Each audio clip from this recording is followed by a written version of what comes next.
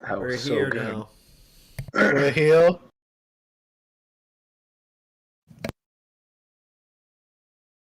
I think so. Hi, everybody.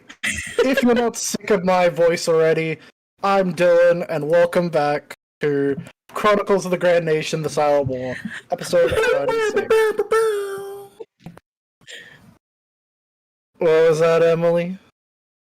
I was doing your woohoo mimic, like from the Woohoo!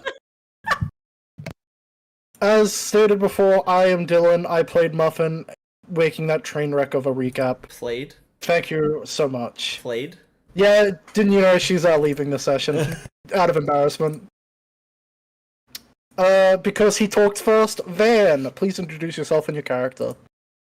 I guess I talked first, except Dylan talks first, but whatever. Hey. If I had any power in this call, I would kick you. We leveled up. I can now swim better and climb better. and it will faster. never come in use again. Oh, I know, right? I love the whole underwater swimming stuff we had to do, and then I could have totally done it at this level, but, you know, let's go to a desert or something, guys. To Sarah, please introduce yourself and your character. Hi, I'm Anna. I play Tessa, and Tessa is now resistant to bludgeoning damage. So, like, good luck getting her down again, motherfuckers. We'll never, ever get hit by bludgeoning damage ever again. Shut up! Emily's like just planned for everyone level up to be like, all right, now I'm gonna throw this at them. I'm not gonna throw this at them. All right, Tex's next level up. She can take people in her genie vessel. While I'm gonna make a situation so that never ever has to happen, but it'll only be useful the level right before she gets it. Yeah. That is how I personally plan my Also, game. if we ever get Wow. put into the genie vessel, she's just gonna have it randomly get picked up and taken away. Repeatedly. Yep. Oh, 100%. That's when it would fucking happen. Zolina, please introduce yourself and your character. Greetings and salutations. I play the charismatic bard Lock Zelina, who now can Misty Step for free 9 times before she has to take a long rest.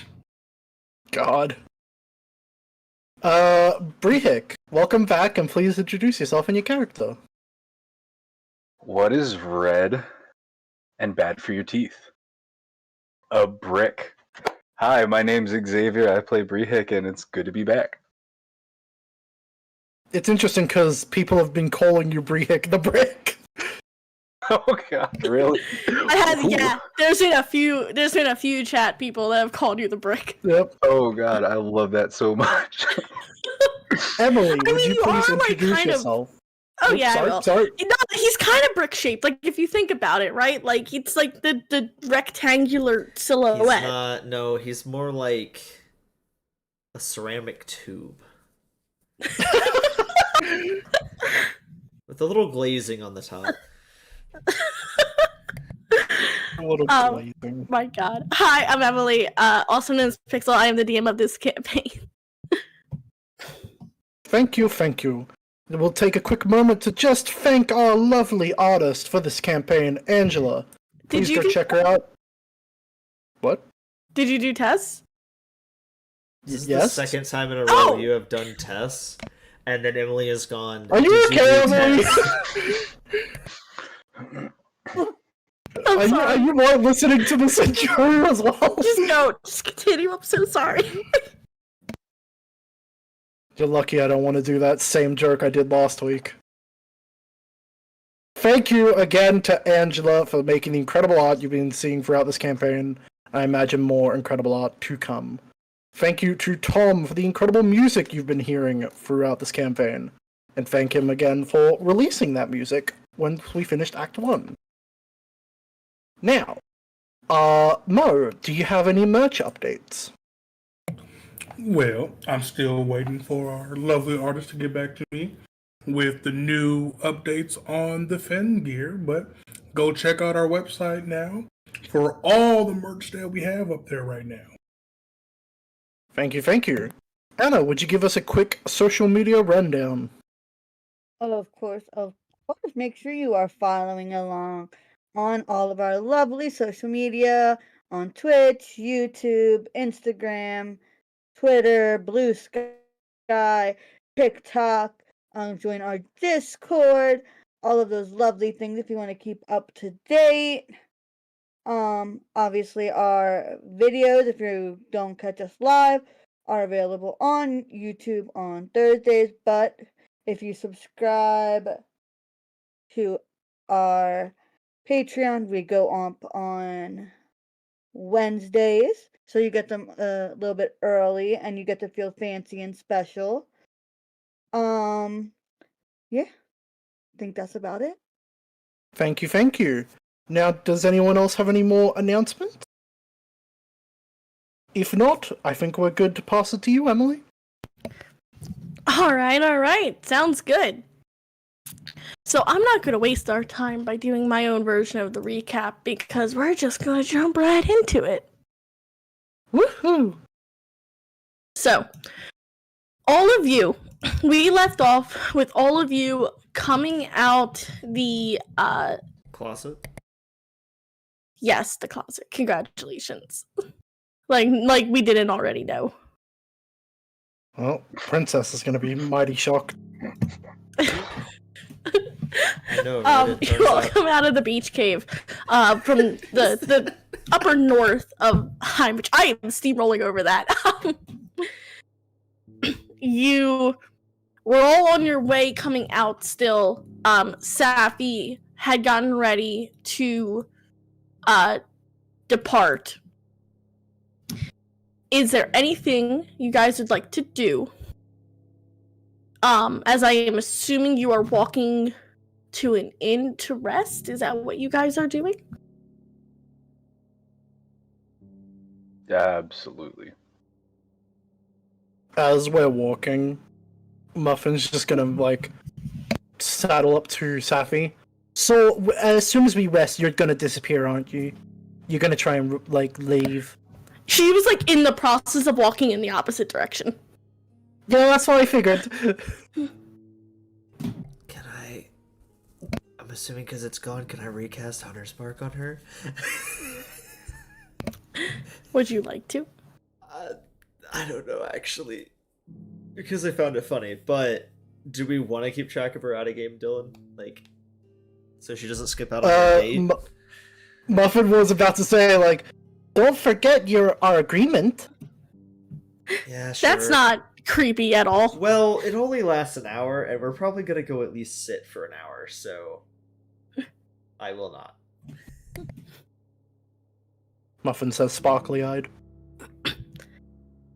She kind of gives you, like, a half-hearted wave, like a yeah.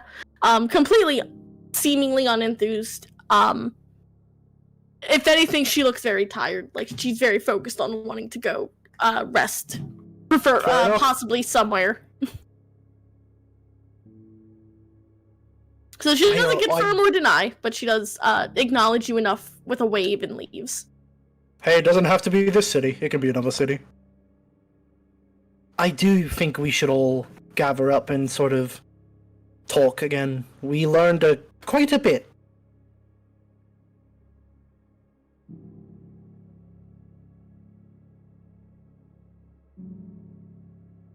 What do you all think about that? Does it have to be tonight? Probably panting a little bit.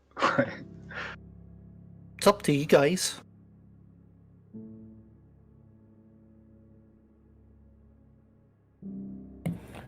Well, as much as I'd like to talk about all the fancy stuff we know, I'm somewhat beat. Let's go rest for now then. Did we buy rooms? I bought a room for myself. And the other room that was... Technically, there's only 2 rooms. Are we doing Bye, the Bubba. girls, boys thing? Pretty much, yes. Okay. Your first boys girls rooms of Act 2 and there's no Braun. Because it was always No. even when he was there. No. Hey, congratulations, Van. You get a room all by yourself because I will sleep on the roof. If it is beautiful out tonight. I can't wait for one of these days you get kidnapped. Just right off the roof, in your sleep, gone. Alright, cool, yeah, me and Drizzle get our own room. Are you lonely, General? Do you want company? Probably not any that you could provide me. Jeez. Jesus. God. I give you a look, like a slow look, like, bro. I give you a look. Oh, that was a dirty mind. It's girls' boys. She can't provide me company in the room if it's the boys' room. What are you thinking about? Muffin shakes her head to both of you. I shake my head. Throwback to the 0.1 session when you both first met Muffin and you and Selena coin tossed on who was gonna flirt with Muffin. Yeah, well, No one knows what and you're then talking about. I know. And then I became their employee, and that's just frowned upon. Yeah. Says Van, but you know. I don't pay her. Damn, I'm that's paid free in labor. rich experiences. I'm paid in exposure. You're an unpaid intern. I mean, at this point, you're basically a little sister figure, and you can't really, you know, we don't do incest here. Oh my goodness. Why did I picture the like the Black Panther meme? We don't do that here. Oh. I don't know. I pictured what is it? Solo leveling, but the abridged of just what sister Oh leveling. god. Yeah. Yep. And What time of day did you say it was, Emily, by the way? It's very late. Oh shit. Like middle of the night. Are they still Barracuda racing? Did they put like headlights on the Barracuda? No. They're dumb. They're not stupid. Could you imagine that though? Just like getting like two Just gas lanterns or some type of magical like light and just having it on the head of the Barracuda as they race around the town at night.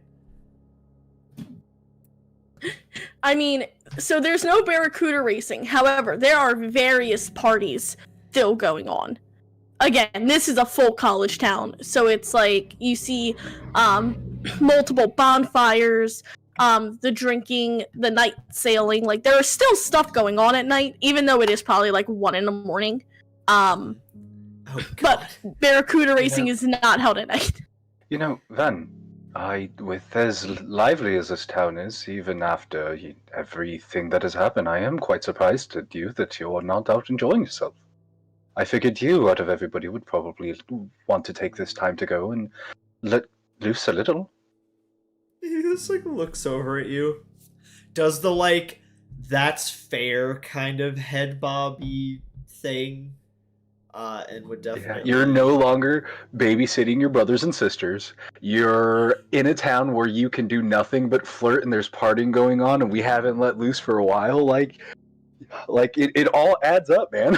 He has a that's fair head bob.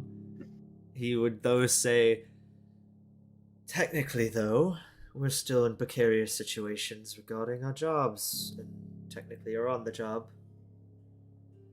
I'm not going to be a stickler about it. I will definitely probably drink something tonight and or wander the town to see the sights. But I don't know if I can go getting wasted yet. Well, at least find yourself the company. It's hard seeing you mope sometimes. Well, if you're telling me to go get laid, unfortunately, I'm currently in pursuit of a certain individual, and I'd rather not betray them in their trust of that. Even if we aren't together, I do have standards. He gives you like eyes, like ooh. Can we talk about how the boys' room is girl talking and the girls' room is probably fucking passed out? Nope.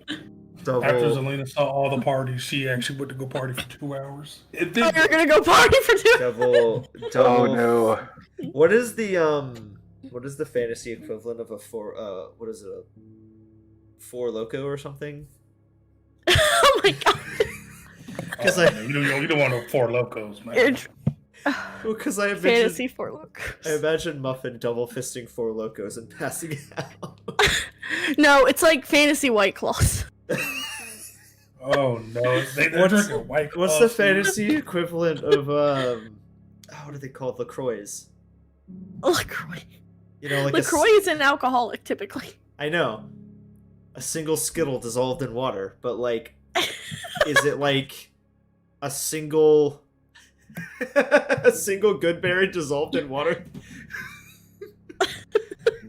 That's probably what they might taste like. I mean, they're not like, this isn't like a keg town per se. They have ales and beers and mead, and they have some wine here and there, but this is these people drink to get drunk, not to enjoy it, essentially. So there's a lot more like mediocre mediocre drinks. I would look though, because Brehig did ask, do the ooh face, and he just looks at you. I feel like we have a lot bigger things on our plate at the moment than that. Whatever that is What? you're doing. What? I haven't said a single word.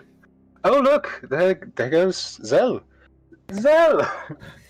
You need to get Zell one of those Life 360 bracelets. What? He runs up to you. Where are you going? Well, I saw that the town is still lively, and I was gonna go to sleep, but I decided to party first and then go to sleep because unfortunately, sometimes lady needs things, I look at Van. I look back to Zell. I look back to Van. I look back to Zell, and I say, "Well, would you like some company in going out?" Well, that's if you can keep up, really. Oh, I'm not going to be drinking. Well, then why are you coming along then? You can have fun and not drink. I do it all the time. I'm doing it right now. And he smiles. That sounds like a boomer. A boomer! And what happens if you get too gone and someone tries to steal your pocket change and one of us needs to have their wits? Well, then I just do this and I snap my finger and you see Primrose appear, but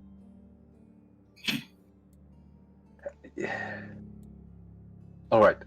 I promise I won't be a... He does in quotations, buzzkill. It will be a fun time. well, alright, well, we should see. Come on, toodaloo. And then toodaloo just like speed walks like, oh yeah, gotta get a few drinks in, have some fun before bed. So Zell and Brehik are going off to join some of the party goers. What is Tess and Muffin doing? And Van, technically. Tess, what are you doing? Tess was probably gonna go to bed, to be honest. But if we're all in the room, she might ask, Muffin, would you keep my ring safe? I might just go sleep in there, since she can stay in there for 6 hours. You might just go crash in there. Yeah, no problem.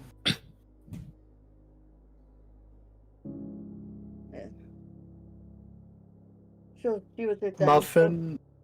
Oh, sorry. Muffin is totally gonna put your ring in your bed, put the blanket over it, and tuck it in. Tess popped back out of the ring in the morning under the cup. That's amazing. That's hilarious. I love that, actually.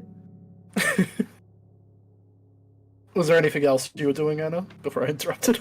Nothing specific, but like when she's ready to go to bed, she's just gonna go into the ring and go like curl up on the little like probably on the windowsill area to sleep. Ignoring the mirror. The mirror ignores you back. I do want to point out, for Zelina and Brihik. Yes. When you do go out partying, there is a third individual that goes with you. Oh. Is it Seth?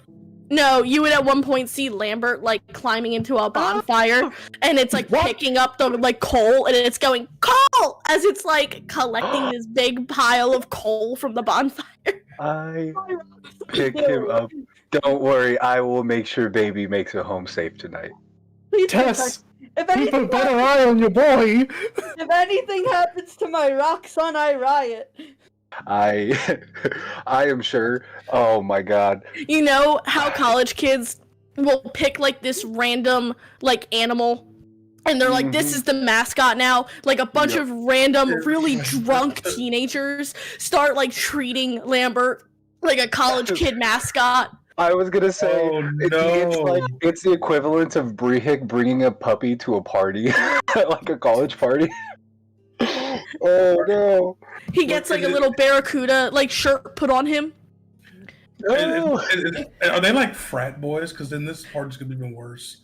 It's all like sorority and fraternity style. Oh like no! It is just. Don't worry. It really is. Lambert, Like it is hardcore. There's a couch on fire somewhere. Can I make a note? He still has his hair in his bell. Yes. Yep, I know. And Yes. but this is also a frat party, and I know what goes down in frat parties. And just seeing them do this to Lambert, it's like, this is freaking Blue Mountain State right here. It is okay. I will protect my boy with my life. You blink like once, Brihik, and then when you look at Lambert, he's got like a penis drawn on the back of his, like on the rock, on the back of his head. Okay. You know what? I pick up Lambert. He doesn't leave my lap the entire time, and I wash off. Lambert's now in a timeout. I don't know if I have to do mending or meditation.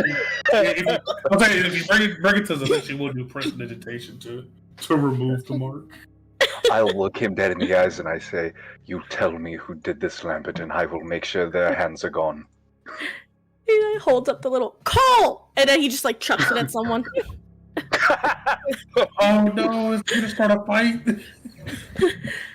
It's one of the things where you all took the kid and then said like, "Don't tell your mom about this." Yep. Just so you know that Lambert is with you. Muffin, Van, what are you two doing? Muffin. Muffin is going to try and talk to her deity, but that can come later.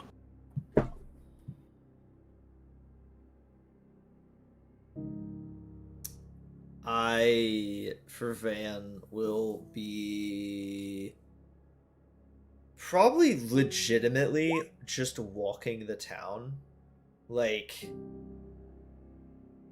getting that cardio in after all that crap that happened, you know?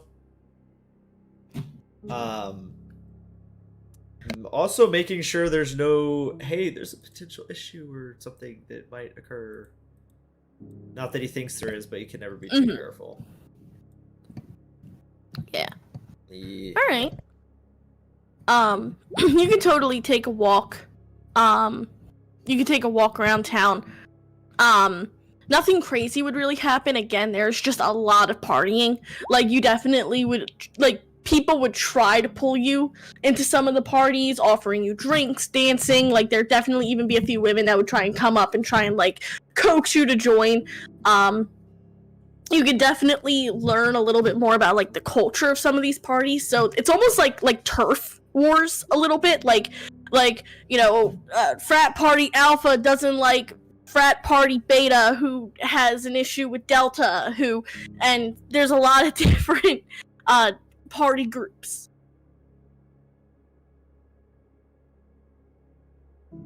But otherwise, this is a nothing would be, I guess, like, suspicious or amiss. Hey, Emily.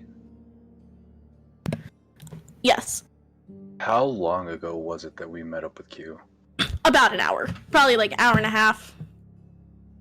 Holy hell, really? Wow. That all happened fast. Well, you had the breathe potion for about an hour. By the time you got down the Tidal Waver, beat her, and crawled out, the tunnels to get out were... Well, actually, no, that's a lie. The tunnels to get out were really, really, really, really long. Also, So don't it forget would've been- Xavier. We met her like in the afternoon because we had to wait for the performance to end. But In the evening. Huh, I don't... Yeah. No, I know that. I just, like, man, I thought it was, like, fucking 10, 11 at this point. Oh, no, it's like 1 in the morning. Like, you guys are all doing this, like, middle of the smack night. Like, super late.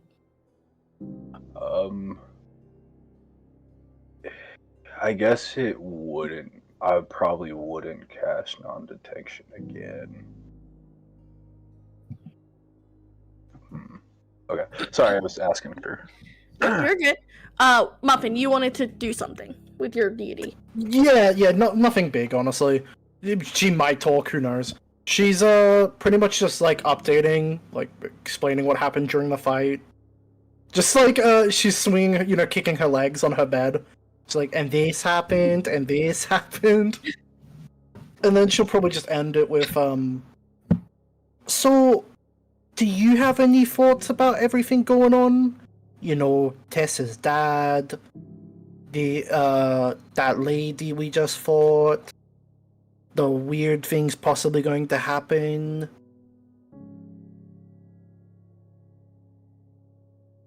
That's pretty much all she's doing.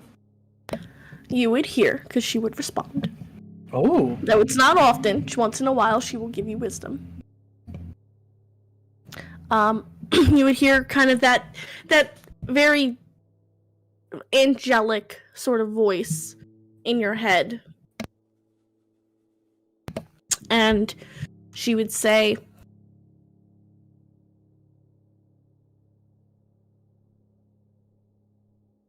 I think you're becoming a wonderful hero. Just know that for all of the rough times that might lie ahead, as long as you have a strong group to rely on, I think you will be just fine. And I've got you as well, so I'm pretty stacked. You would feel that warm presence. Just, reassuring you that she is there with you. That's all Muffin wanted to do.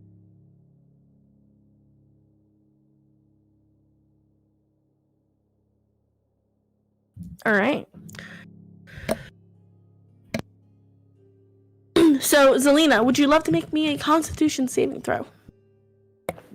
Why, of course I could do that. Just to get a vibe, I guess, of how much. That's a 4. It is a 4. Yeah, I mean, you party up. What you decide to do, it's your time. But you would all get a long rest at some point, wherever you end up. Wherever that may be.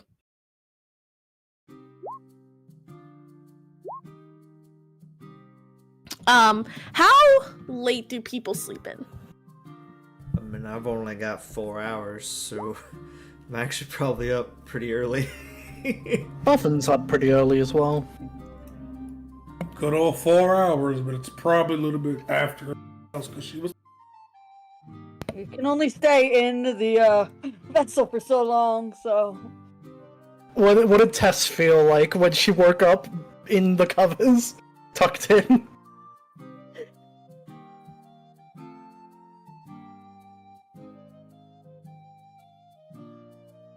Oh, Anna? Oh no, she's dead. I'm here. Hello? You're good, Hello. you're good. I was like, what? I turned my mic back on. At first, he probably like, huh? And then probably like rest for a little bit longer. Cause she literally was like barely scraping by on rest because she was Yep. in the thing. So she's probably like, huh? Oh, this is soft.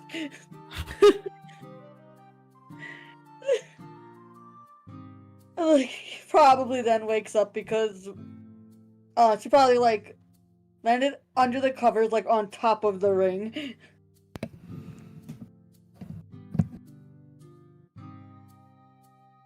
Nice. So yeah, I mean, I'm assuming did everyone make it back to the inn? That's the question.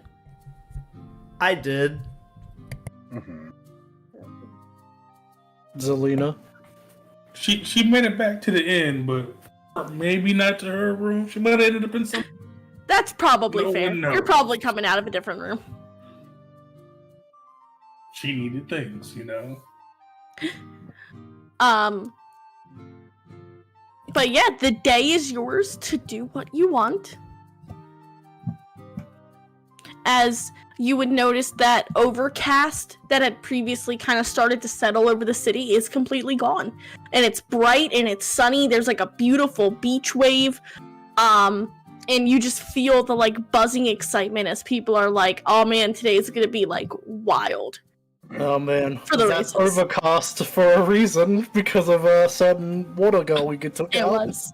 It was.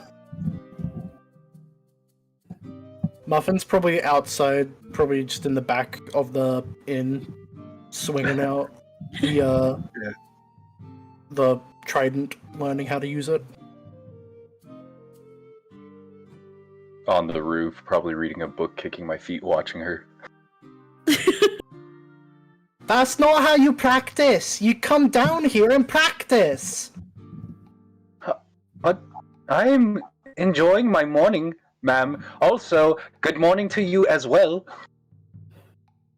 Training never ends, sir. He throws You the know ball you at should be.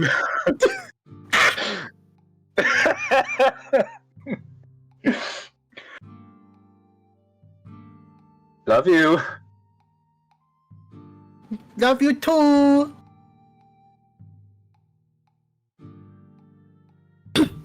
What is everyone else doing this fine morning? Stretching. Was Lambert returned in one piece? He was returned in one piece. Good. However, you get a little confused when you probably go down for breakfast and there's a few frat boys who are just like, rock dude! And everyone's like pointing at him, just like, hey! And you're like, what? Lambert, like, what did you do? Don't ask Tess, please. You don't want to know. He Lambert- still has probably the Barracuda shirt too. He does. He probably still at least has the shirt. But you're like, what did you do? And he looks at you with the shirt on, holds up the little piece of coal and goes, coal! And like, hands it to you very proud.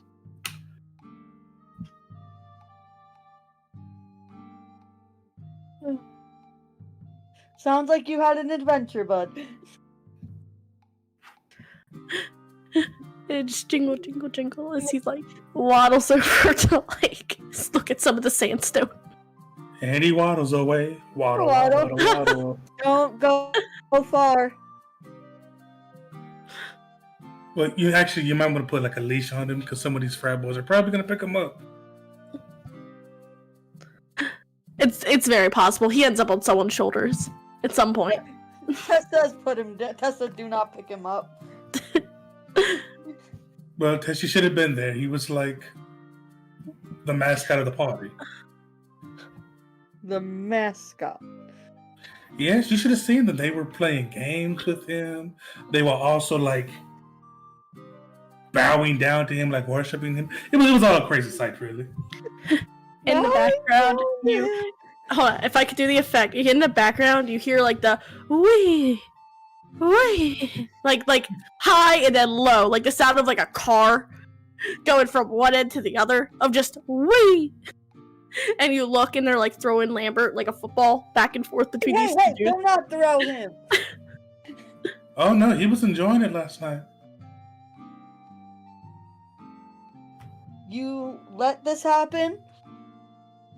Oh Oh, well, I wasn't the one being responsible for him, actually. It was the other one that went out with me. I was too busy intoxicated. You just throwing Brick under the bus. I didn't say who. I ain't say no names.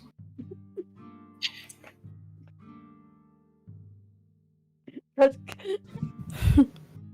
goes to get Lambert back.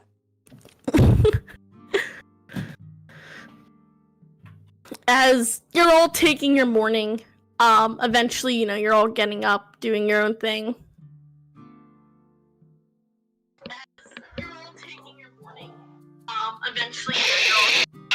I'm so sorry. Yeah, there's a background.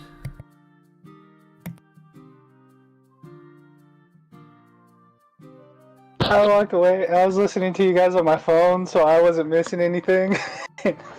And it wouldn't shut up. And I tried to turn it down, and it just got louder. And I got so I got anxious as fuck. I'm so sorry. Okay.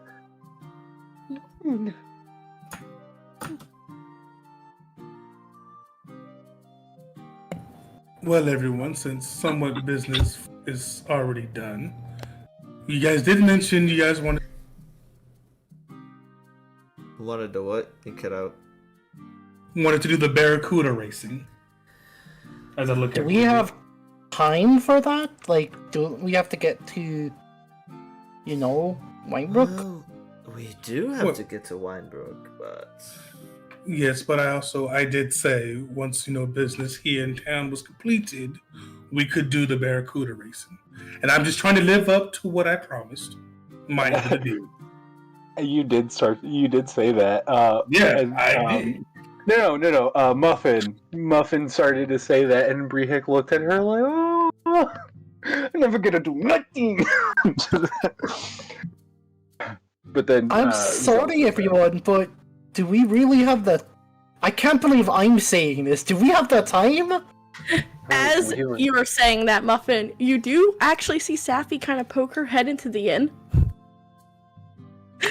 Huh. you have a time for a date, then you have time to go racing. To be fair, we weren't given a limit of what's going on in Wynbrook.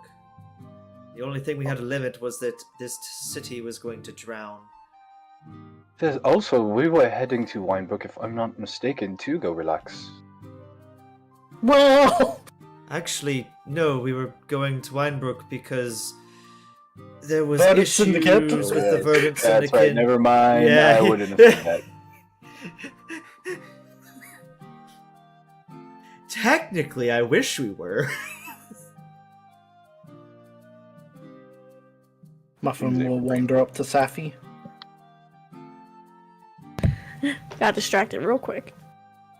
Yeah, of course.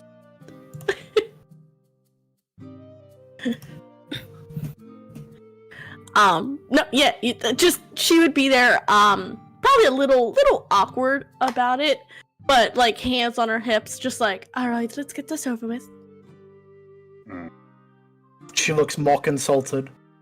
Get this over with. This is gonna be the best date of your life. We'll see about that. But she says that a little like, we'll see. But like, you know what I mean? Like a little bit with that flirty edge still. Yeah. Totally.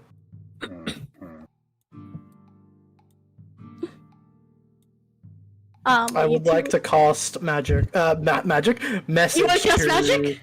I would like to cast message to Zelina. Captain, advice needed. Where to go? Date. Help. You see Zelina's face. Her smile just gets to this big giant grin, and she's like, "All right, now listen.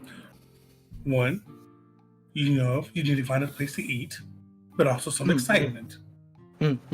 So I think you should start off really by going on a nice, lovely walk, and just ask some questions of what type of hobbies does she like, and if those hobbies involved around here in Himich, that's where you take her." Got it.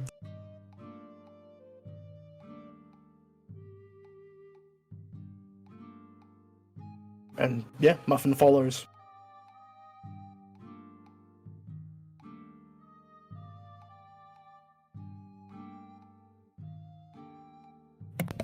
All right. So you two go off on a nice little evening date here. Not Yeah. evening, but you know what I mean. You go off on a nice. You go also off on a nice date. Which we can get into at some point. What is Tess, Brehik, Van, and Selena doing? Probably gonna go back to sign up for the Barracudas. Mm-hmm. Yep. But I would give Muffin a treat for her date. I think And then Tess and Ooh. Brehik gets his temporary HP from transforming. maybe what about your dog? I'll give it to my dog. My doge. Which I believe. Emily, may I ask you something? And this is just, totally not pertaining to anything, just, pure curiosity. Or do you ride you have to ride the Barracudas that you're provided, or could you maybe bring your own if you had one? Like, You let's ride say the ones if- provided. Damn it! Never get to do nothing! Okay, fair enough. If you really want to be a Barracuda and try and sneak into the race, it's not impossible. That's cheating. That is cheating, and Brehik himself would feel that that is against the integrity of the sport and its spirit. But boy, does Xavier want a metagame so bad. Okay.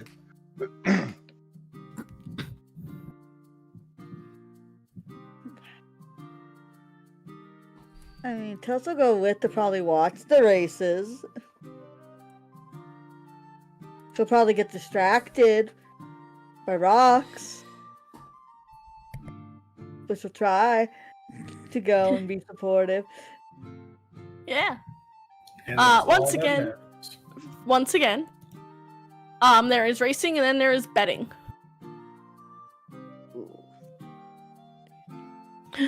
So, if you are wanting to... So, Van and Brehik are the two wanting to sign up to race on the giant Barracudas. Oh no, Zelina is. She's Oh, signing Zelina up. is? Okay. Well, Brehik more wanted to just go and watch. Like, he wants to go and enjoy it, It's not every day somebody could say that I went and saw the champion and Himich, Potentially Okay. get their autograph and then like sell it for. Can you sign up as like a team or a duo? No. Okay. But, so it sounds like the siblings are signing up. See, I say that every time, too! I always God call them the damn. twins! Yeah. And they're not! There's 4 of them! Then we would be quadruplets, but no, Wow. we are not Vex and Vax. Who? Oh, God. Critical Role. Oh, okay. They're twin half elves. Gotcha. But it sounds like you all gear up to start Barracuda racing. Pardon? Barracuda racing. Yes.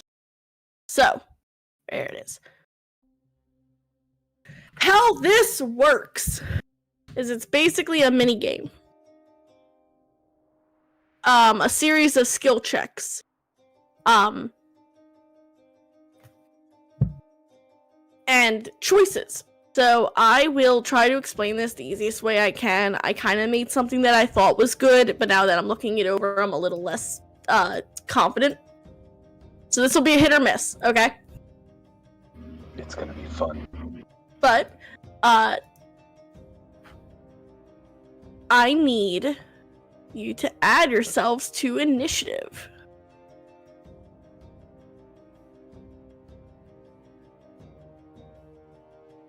And I will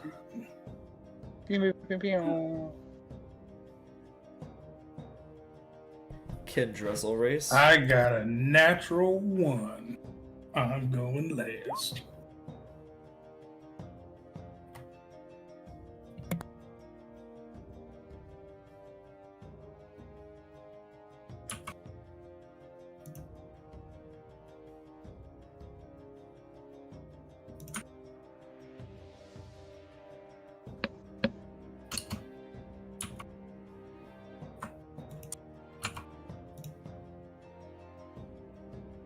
Do. Who's ready for the barracuda? Woo! Bro, look at that name. Mad Mako. That's a name right there.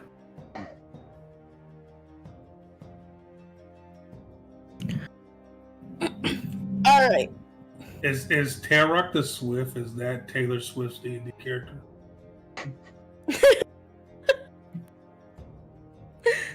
That is a good question. So you approach the tent. I'm assuming you go up to the sign-in lady who would look at both of you and she'd say, like, well, I'll be welcome back. I thought you two would chicken out by the time the next day rolled around. Well, unfortunately for you, I don't back down from challenges. Well, I'm just here. Oh, I see. Oh, I see that. And sorry, this is not the betting tent, correct? Oh, you can place your bets here if you want, darling. And I put 20 on both of the. Damn it! I almost said the twins. On both of the siblings. All right. 20 gold it is. You can pick your barracuda from the tank over there. Don't stick your hands in the tank. They will bite it off. We do not reimburse for any lost limbs, lives, or ligaments. So, good luck to y'all both. Well, thank you very much.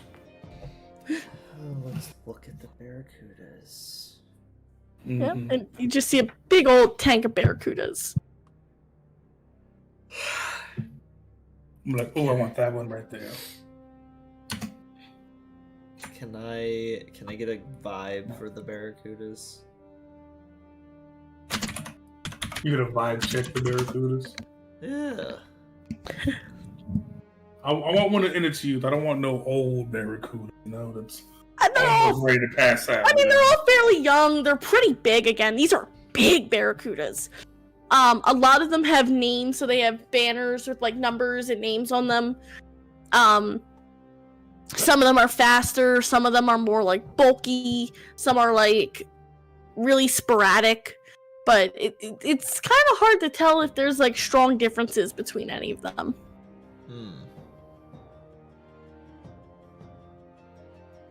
Okie dokie, artichoke. But if you want to both roll me a d20, I can tell you the name of the one you would pick.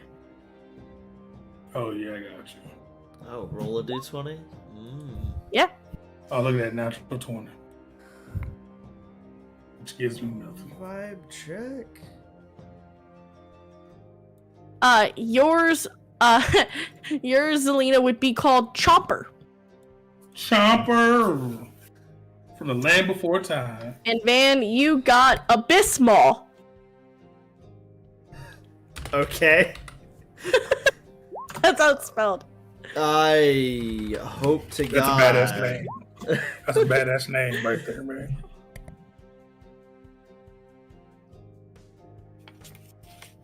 If you had gotten a 15, you would have gotten Moray Thulu, which is like Moray and Cthulhu mixed together. Oh, God. Leviathan, one was named Nautilus. Yeah. But you mount your barracudas. It is a challenge. These are very vicious, wild creatures. And basically as you like stand in the water's only actually up to maybe your waist. Like it's about maybe like 3.5, 4 feet at most. like the deepest parts are 4 feet, but typically you kind of start at like that 3 feet mark. You start off in these very like square wooden holdings, where they're holding the barracuda like straight. Interesting. And you would go to mount it. And the rules are simple. Basically, you have an obstacle course. Your movement is 50 feet per round, but each barracuda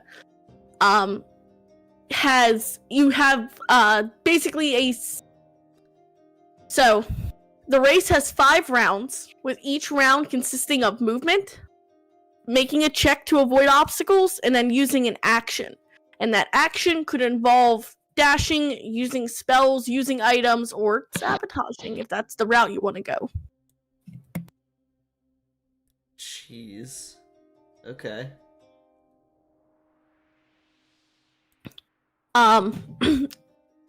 Each barracuda has a 50 swim speed. Dash would give you an extra 50 feet per turn. However, if you choose to dash, you have a requirement of a DC 12 animal handling check to avoid exhaustion. Each barracuda starts off with 3 stamina points. Dashing or failing an obstacle will cause you to lose those stamina points. And if you hit 0, you are exhausted and move at half speed for the rest of the race. I will put this in the chat for you.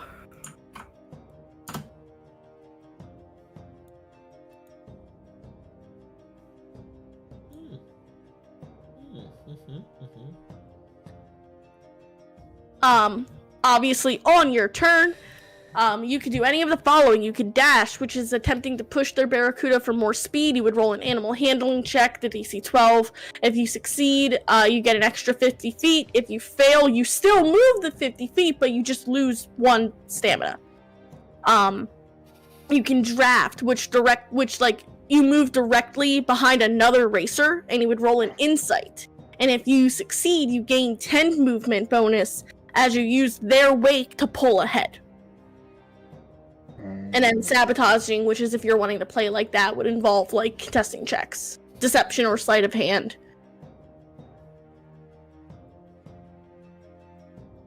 So, does it sound like you got an idea of what you're doing? I'm ready, Freddy. I guess so.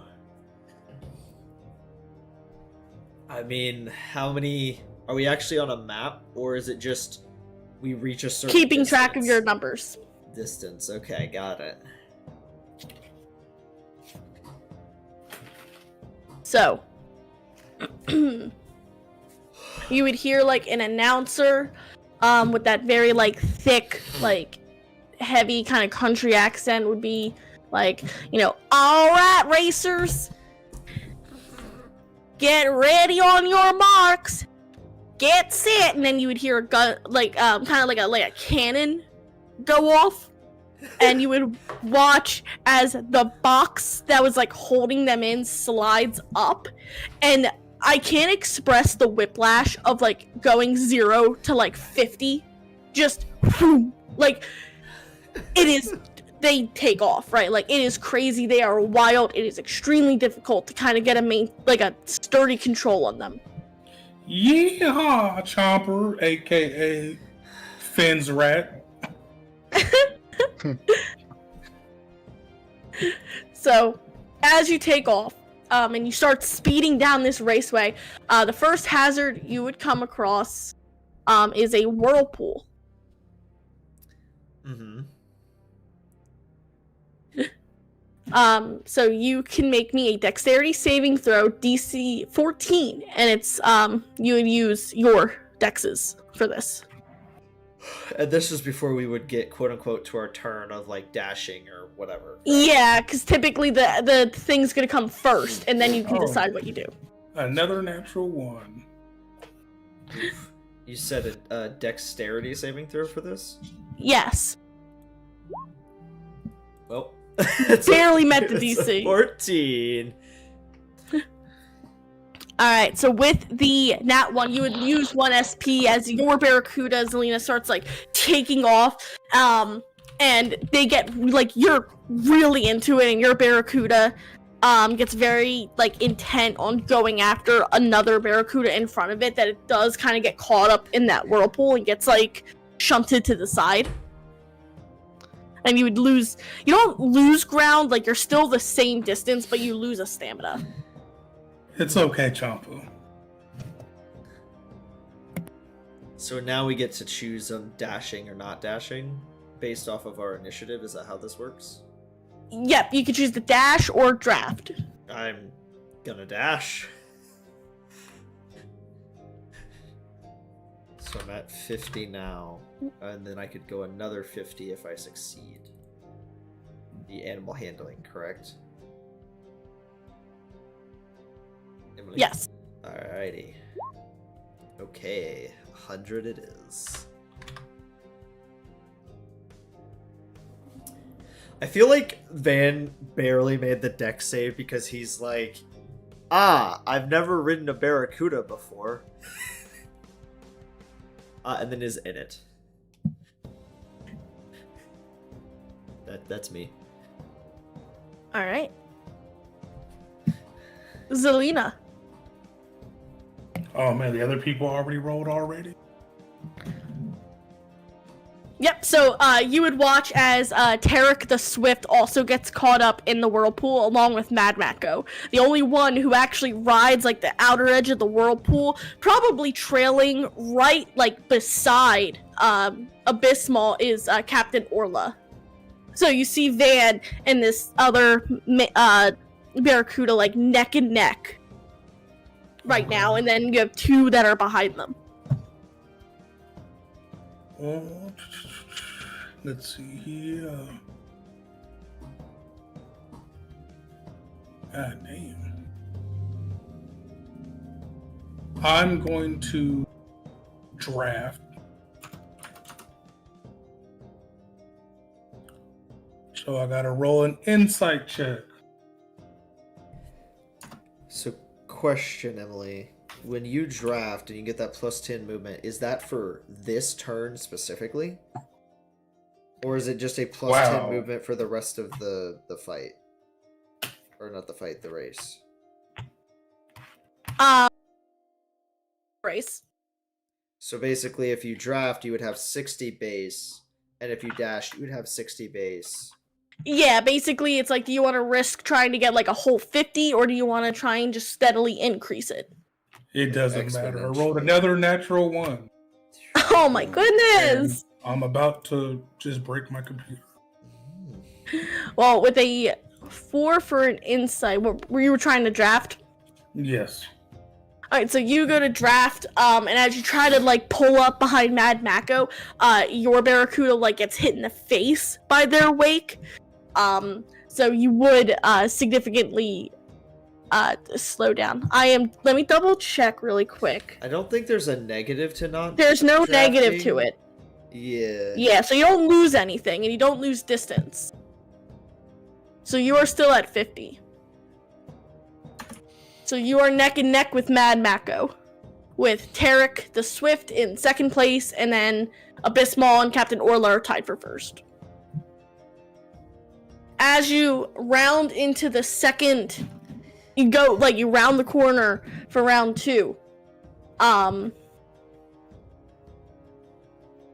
You would feel a very strong current start trying to pull your your Barracuda. You need to make me a strength save of a DC 13. A strength save? Oof. Find it. Double check something. Nope, okay. Oof. Ooh. Alright, so Van, you would lose a stamina point as the strong current kind of pulls you, like you go to drift like you're Mario Kart and you end up hitting the side of that wall. Why is it gotta be strength? And Zelina, you ride the stronger current kind of pulling ahead. But now we go back to deciding if we dash or don't dash. Yep.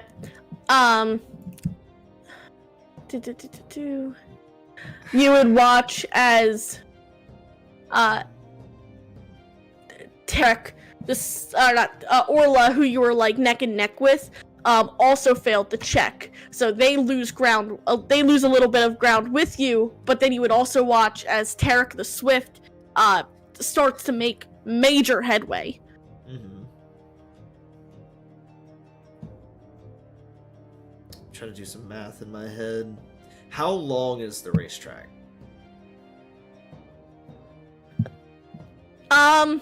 Metaphorically, it's whoever gets the highest number. How many rounds do we have then, I guess? 5. 5 rounds with the highest number? Jesus Christ. That's a money game. 100 feet, dashing.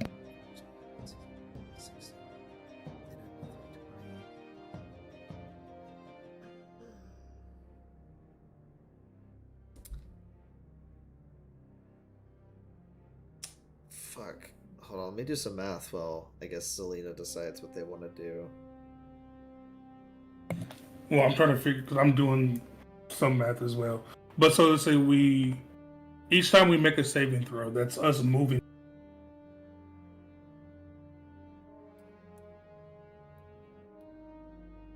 Is that correct, Emily?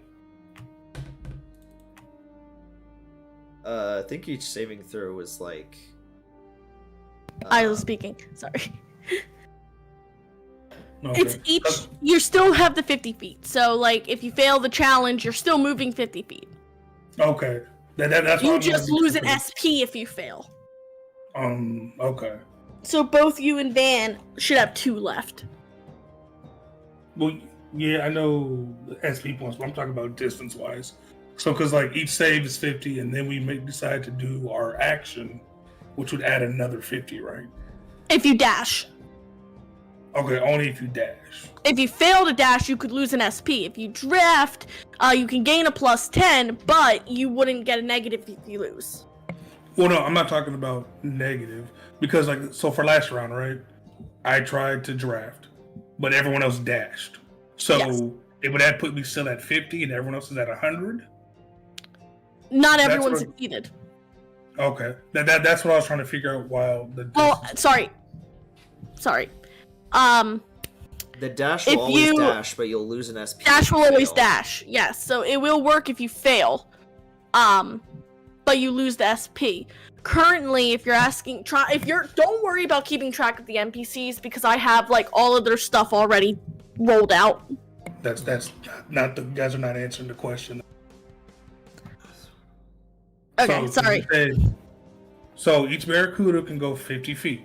Yes. Now I'm saying for when every round we have to make, we made a deck save and we made a strength save.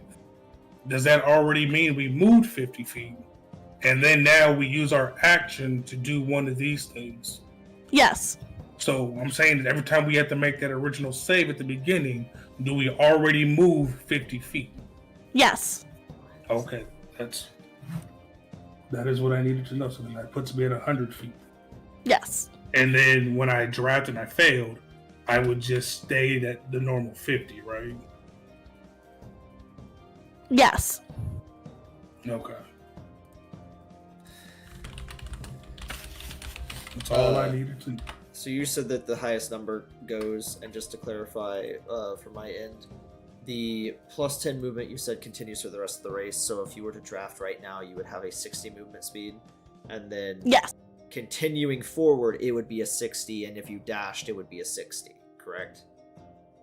Yes. Okay. Then I'm going to attempt to draft on this one. Let's roll an insight check. Now, would I gain the extra 10 this turn? And then going Yes. forward? Okay. That's an insight check, correct? Yeah. Gotcha. 14. So I do. Haha. Yes, you do. I am at 160, but I have 60 now. I'm sorry. There is a contingency to draft I forgot to read. I'm so sorry. This might change your thing. You can continue to stack it, but the minute you choose the dash, it goes away. Oh. So, like, you would get it for one dash, and then you wouldn't have it for the rest? Fuck, then I'm just gonna dash. What I'm saying is, like, you can draft, and then you can draft again to get yourself up to 70, but then if you choose the dash the next one, you would lose that 20 bonus. Right. Would the 20 bonus take effect for the draft? Like, because that would actually change what I do, but my thing is, if I have 60 feet of movement from drafting, would I dash and then do 60-60? Or would I only do 50-50 once I dashed? Like, does it carry over for the one dash, or does it just go away? It would. Shit, can I just dash then? It's the that's same. Yeah. It's the same check, by the way. Okay. If you want me to roll, I can, but it's still a +6. It's okay. Okay. Then I'm at 200. Because in my head, I was like, nah, you would want to draft at least once for exponential growth, but if that's the case, then nah, you just want to dash the fuck away. I'm good. That's me. Alright, I'm gonna try and draft again. All right.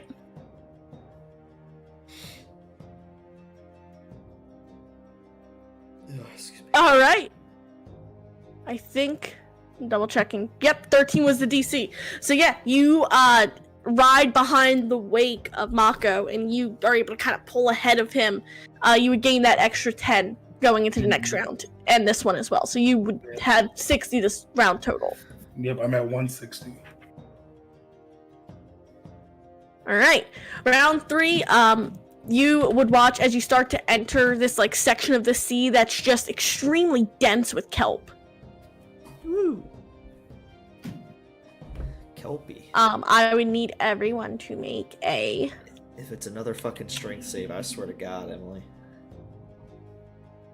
Athletics or sleight of hand. Fucking sleight of hand. Let's go.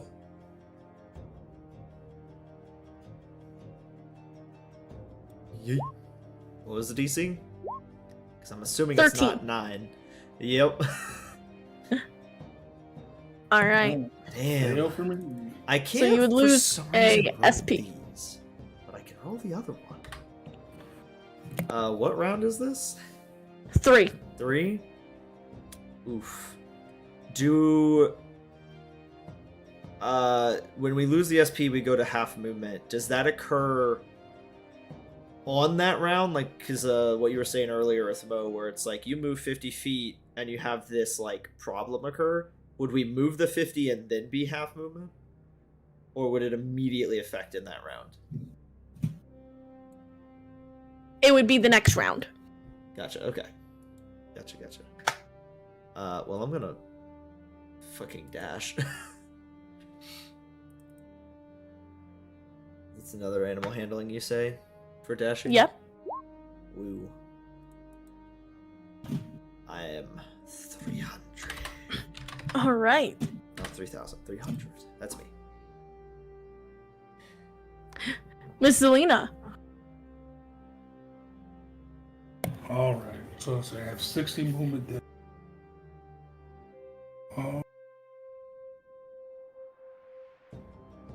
Let's see here. I'm going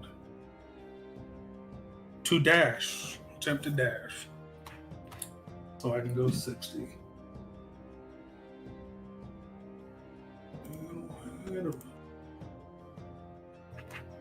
Oh, nice. So yeah, you go that full 60 on top of the 50 that you did. You mean 60? No, yeah, I had 60, but I failed the check, so I only went half, and then I get 60. Gotcha. What do you mean you failed the check? You only went Wait. half. We don't lose any ground. Oh, You don't damn lose it. speed. Yeah, only we lose speed if we lose all SP. Oh, only if you lose all. So you SP. should be at Yeah. Oh, then I have to redo it. You would go 110 this round. 120. 120 this round. 20. Thank you. And you were at 160. 60 before? Well, no, because I didn't take movement when I failed the stuff, so I thought you didn't move. So we're on round... This is round 3. So you should have gone at least 150 feet. And you've done the movement speed up, so it'd be 160. And then you dash, so you should be at 210 right now? 220. Or 220? Yeah. Yeah, because every time I failed, I didn't take movement, so you just stayed put. No, yeah, if you failed, you kept going. You just lost stamina. Okay. I got it now. Gotcha. So yeah, rounding the corner, you would probably catch Tess and Brehik. You guys are like standing along the, I'm assuming the coastline. Watching them. Let's go! For Muffin, I love the idea that you're sitting at like a cafe with like Sappy and you see the race in the distance. Oh yeah, absolutely. As you are turning into round 4, basically, you would see some jellyfish of the field of bioluminescent jellyfish. This one is a Constitution saving throw. Oh boy. DC 12. Oh boy.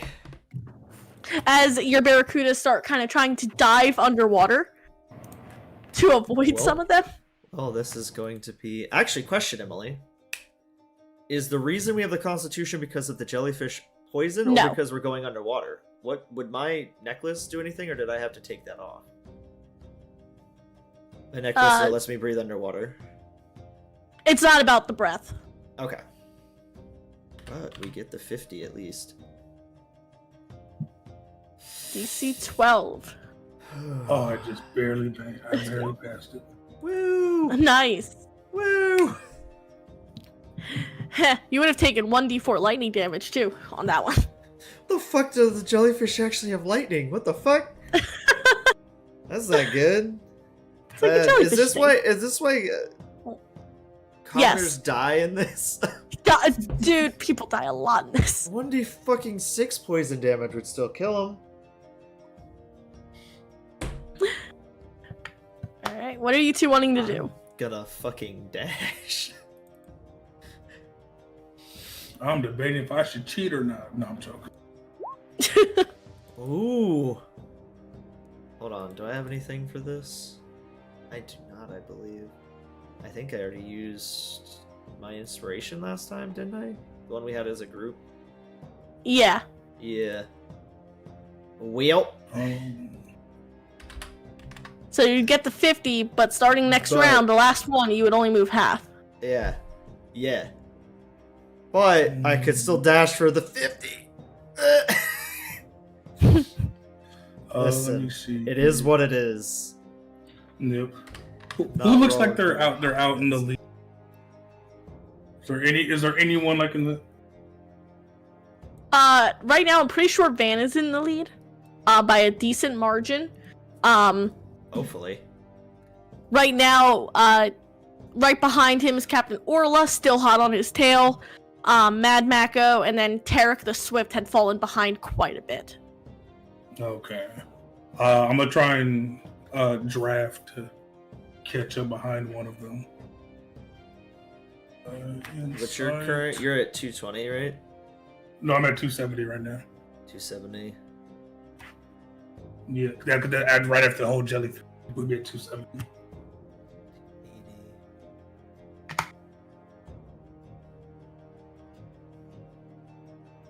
Alright, so I don't get the 6. Yeah, I just get the 50. 370, huh? Or 270, not 370. I'm at 320 now. Because I didn't get the extra T. Boo.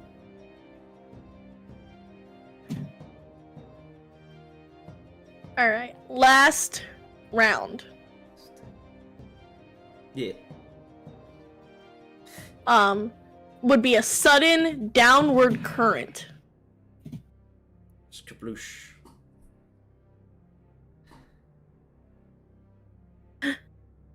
Where did it go? Oh, come on.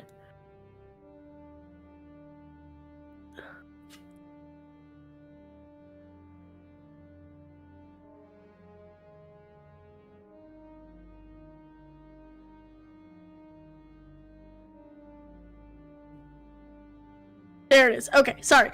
So yeah, basically a sharp descent into the seafloor creates this powerful downward current that will try to drag you like deeper, kind of like an undertow. You can make it athletics or an animal handling. Fucking animal handling. What's the DC? 14. Yeet. 23.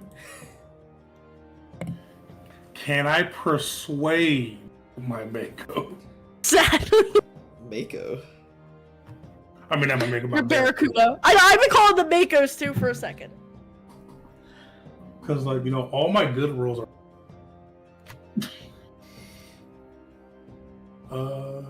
You said athletics or animal handling? Yep. Oh! Woo! Does that give me any bonuses? Sadly, no, but you get that full feat. Yeah.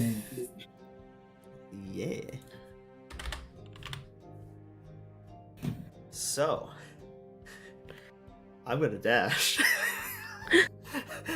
to try to get to the end. I cast sleep.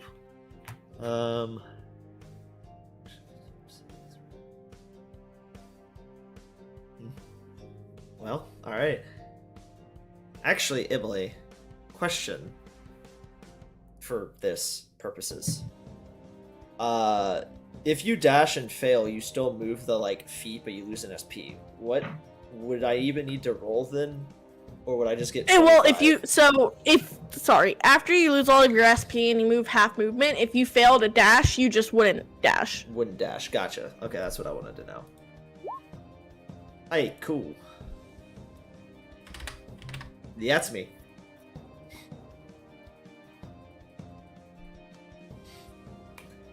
Alright. So I did So you get your full 50. Yeah. Zelina! Trying to figure out what's the best that's gonna help me out.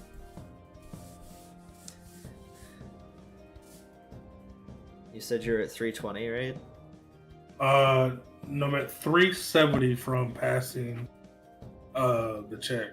And then I have to either dash or draft. Because if I draft right now, that'll give me at least another 10 feet.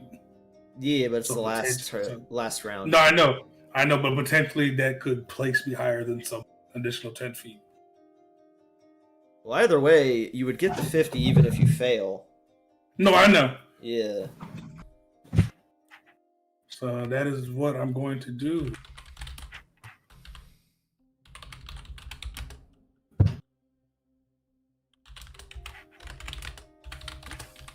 Clickety clack, clickety clack. Boom. Okay, take the extra 60. Alright, you pull ahead. So you're 380? 430. No, 430. But that was an insight. Well, I was at 370, and Yeah. then 60 put me at 430.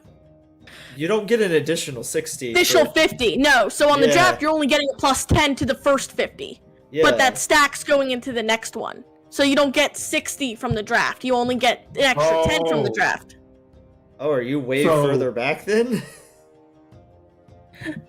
So let me get this straight. So you move 50 for your movement, and then when you draft, you only move 50, but then your next turn you get the 10. So if you get 50 just every turn. Yeah, I know, I get that. Unless I'm you talking lose about the for SP. drafting. And then So- if you draft, you add 10 to that so you get 60 that turn. Then the next turn, your base would be 60. And if you dash, And then if you drafted, it you would be get to 60. 70. Right. And then if you did it again a third time, your base would be 70 going into the next round instead of 50. But if Yeah. you So dash, increased you your movement each round. But if you dash, it goes away. But, for example, if you had 60 movement and you dashed, you would move 120 instead of 100. But the bonus of plus 10 would go away and you would be back to 50 movement speed. It's like a Okay. steady increase I without the probably- risk of losing SP. Then I misunderstood this whole thing, and I'm just. It was all messed up anyway. I fail, and it's whatever. Let's just keep moving forward. And that's my fault. Like I said, I know that the rules were like super all over the place. I had designed this in my head to be a lot better than it was. However, even with because I was trying to write everything down as you were going, you still came in second.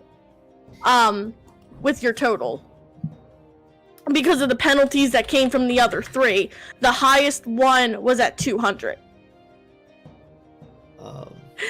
So even then, you two would still get first and second place, as you would both cross the finish line. Yeah, I got 450.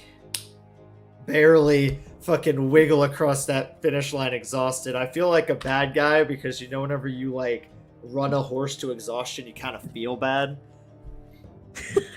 I feel like that's basically what happened here. And I would 100%, you know what? No, I already fed it to Drizzle. I'm making this dude a meal. Yeah, but you would all, you would cross the finish line. There would be a roar of cheers of people, like, running up onto the beach, wanting to greet you guys, shake your hands. People are, like, wilding out. It is an ecstatic event still. Hey. Or at least how everyone's, like, reacting to it, right? Yeah. And you would have this flurry of people, and you would be given your prize. Woo! Which I will... Is it a gun? No, I'm kidding. Nope, it is that ridiculous chest of gold. And is that for first And place? then the gems. Yep. Okay. Can I exchange the gems for gold here? You would need to technically, like, sell them, but if you want to do, like, a sake of brevity, you could. Yeah, sake of brevity, and I would also try to probably get it into platinum because holy shit, that's 6,000 GP. God damn. Fuck yeah, bro. But, we're gonna take a 5-minute break. It's And then when we jump back in, we can go into Muffin State. Yeah. Sound good? Woo, woo, daytime. Ooh. I will move us over.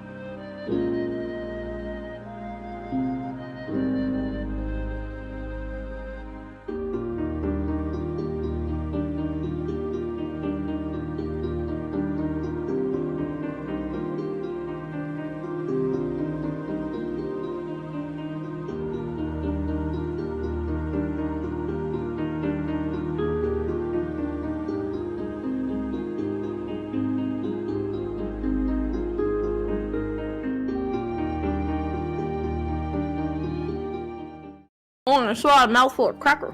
No, it doesn't matter. We're back now, so Come swallow it. on, dude!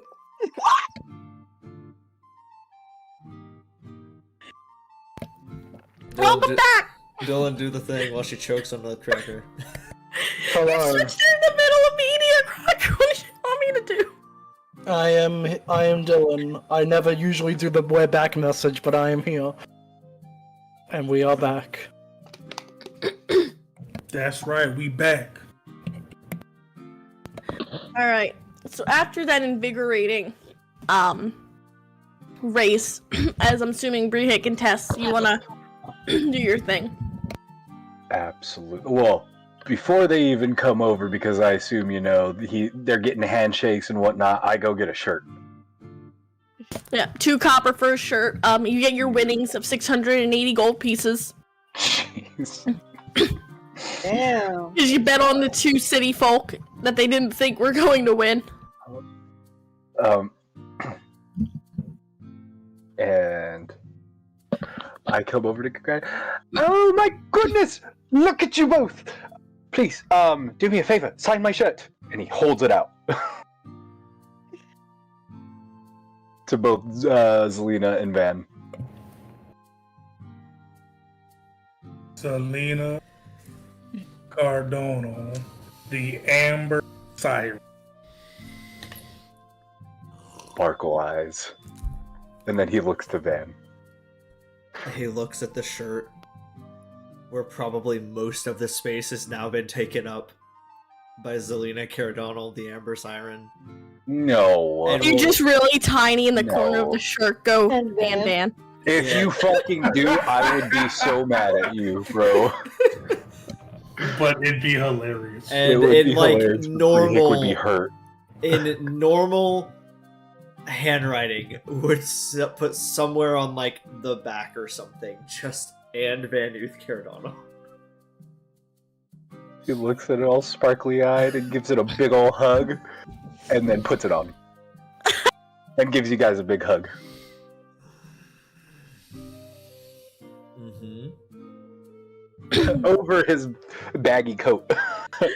While all that is going on, and you're having this wonderful, wholesome moment, they would start bringing the barracudas in, and you do watch as they take the barracudas and they put them in a separate tank, and then they like put a big old sticker on the tank. I guess like a sticker, like it's an adhesive parchment, that like has an address on it. And you would watch as some of the people start basically taking them to the butchery because you race the barracudas and then they immediately fry up the barracudas and then sell the barracuda meals. The higher the place, the more expensive their meal is. So we pretty much just, got the barracudas tenderized. Pretty much.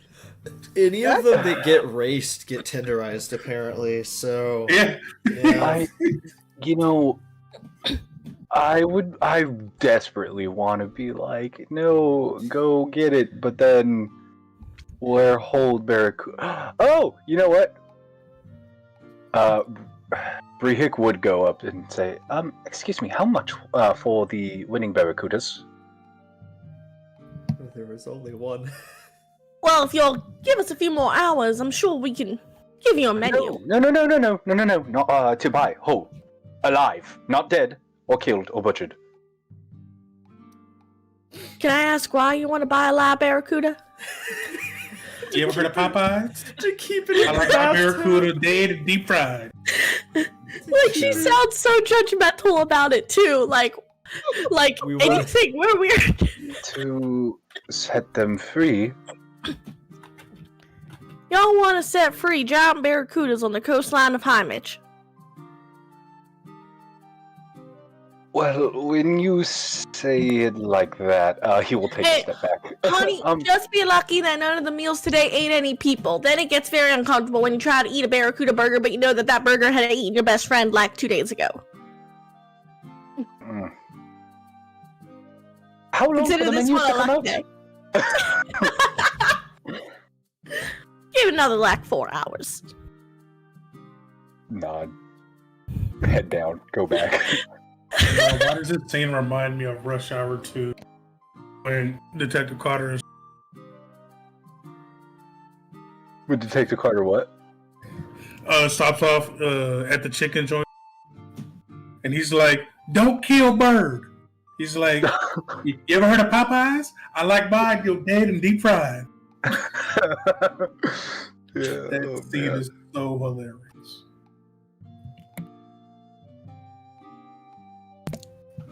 The woman would like kind of laugh at you, Brick, not in like an insulting way, but she would say, "Don't you worry, honey. These barracudas, they are killed humanely and with respect. We get a bunch of slack from the Verne Syndicate every year. There ain't nothing you gotta worry about. We treat all our barracudas with the utmost care." I was gonna say, I imagine Brihik being like, I'm gonna rejoin the Verdant Syndicate for 5 minutes to set all the barracuda free. No, she does have a point. Like, there is the whole... If you set them free in this town, they will probably wreak havoc and kill everything along the coastline, and people are probably out at the beach swimming, and then it would be my fault. So what you're saying is we need a free the barracuda shirts? No. That's bad. It's going in the merch. Yes. Jeez. She kind of gives you like that pat of like, "Don't you worry, your pretty little druid self. They're going to be well taken care of." Cycle in, laugh, and all that. Smiles sparkly-eyed at her and gives her a hug, and then runs back to his friend. This is the same woman that like insulted the shit out of you like yesterday too. Also, you just gave her a non-consensual hug. Okay, she probably make it fucking weird. Never mind. Move on. Thanks. Thanks for making it fucking Hashtag weird. free the barracuda. She just does the city folk. God. Speaking of consensual, Muffin is on a date. Yeah. Was it consensual? We kind of forced her to go on a date with her. I mean, but she agreed, so technically She also showed back up, so it She was. did show back up. So he was with consent. But Sappy would totally be letting kind of Muffin lead them, like, "All right, take me on the date. Where are you taking me?" Well, at first, you've already decided they went to a cafe, so that's the first thing they did. After There's a that, cafe called Cafe Bear. during that, she'll probably like ask Safi what she likes to do for fun outside of the dragon treasures. She would be very uncomfortable, first off. It's the idea of like when you see your teacher outside of school. No, it's right? not. It's not. Don't say that. That's so weird. For her, because she's like, I'm a wanted terrorist who's been doing all of these things, and now I gotta sit here and order at a cafe like a normal person. Muffin pays for it all, of course. I want to note I wanted you to go. So what do you do in your free time when you're not a terrorist? But you'd sit there, you'd enjoy a very lovely, light meal. Yeah. She would tell you hobbies and interests. She would say, in all honesty, she would say, I don't really know anymore, if we're being honest. I have no idea how dates are supposed to work. I've never been on one. But I have a suggestion, because it's how I got to know a lot of the people I care about. Would you like to go somewhere quiet and have a spar? Alright, how do I word this? You said this is your first date, correct? Mm-hmm. So typically when someone asks for a spa in a quiet place, that's usually more of like a second or third date, maybe? It could be a first, I guess, if you're wanting to jump that far, but for your It's a sake, I would say sex maybe thing. wait even just a little bit. I've sparred with Brehik before. Huh, you're into height differences. Hmm? I feel like She we're not on looks- the same page. She looks genuinely confused. Did you spar with the elf too, or... I've trained with General before, but not like brawling like me and Mr. Brehik do. There was this one time we played catch with Dressel. Okay, we have to be on the same page. Or we have to Okay. be on different pages. Okay. I was going to say I assumed that the gnome was a little more freakish in that department, but you're not. When you say spa, you're talking about fighting. Yeah. Okay, Mm-hmm. that makes a lot more sense than what I thought you were saying. Got it. It's how I get to know a lot of people. I mean, typically people don't try to punch their dates in the face, but if that's what you're into, we could try it. Well, let me put it this way. Are you the kind of person that wants to go watch a play, go wander the streets, and pick out little knickknacks? He turns to the waitress and goes, check please. Yep, that's what I thought. And she's like, yeah, no, that is not, not up her alley at all. But no, yeah, you would enjoy your cute little cafe, and then I assume you go off to actually have a spar. Yep. And- And Muffin is going to sort of do this. She's going to say, we're going to make this a little interesting. If you can land a hit on the other, you get to ask a personal question. Ooh. There was a catch to this. Okay. I will agree to that. And it I'm can not be gonna- any question. That's right. I'm an open book. Alright.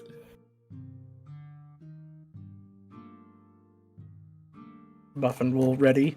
And do you want me to roll to a hit, like a hit? Yeah. Okay. Strike. Where is my just basic martial arts? There we go. 9. That does not hit. Are you sure? That's shocking. Can't believe it.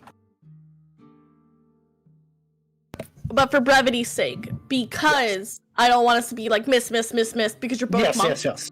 We're just gonna do the highest roll. Yeah, go for it. Which would be Daffy. Yep. So she would land a hit, and she'd say, "Alright, I get a question. Why did you leave Delia?" I left Delia to follow my friend. He arrived at Delia, and I wanted to follow him. Okay. Alright. Muffin prepares another attack. Roll. 16. Yeah. I beat get a her? question. Okay,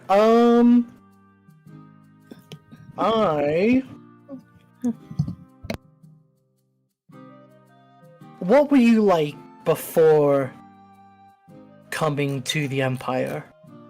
Before the trial of that Ruby Guard stuff?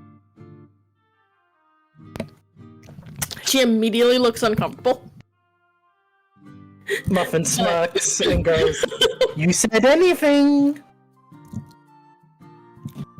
After some grumbling and like cursing and being like, like I had to say everything, but it had to be everything. Tiefling, alright.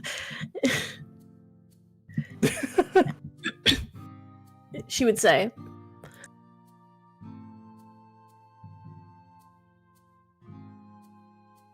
"My parents were petty thieves.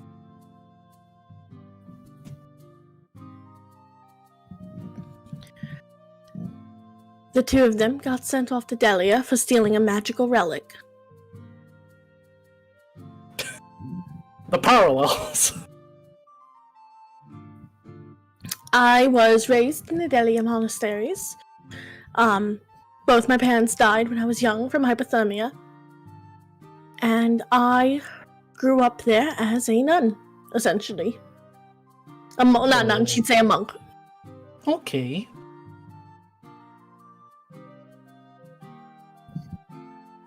Does that answer your question?" I am satisfied. She immediately runs in to try and hit the shit out of you. Okay. Oh my 19. god! You get another one! She got fucking 11! I just like Dragon Ball Z just like vanish and bap her leg. Okay.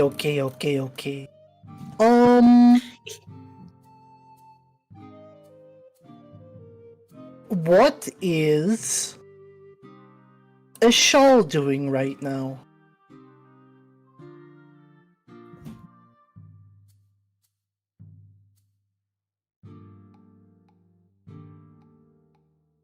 I wait. She thinks about it. I will answer what I can.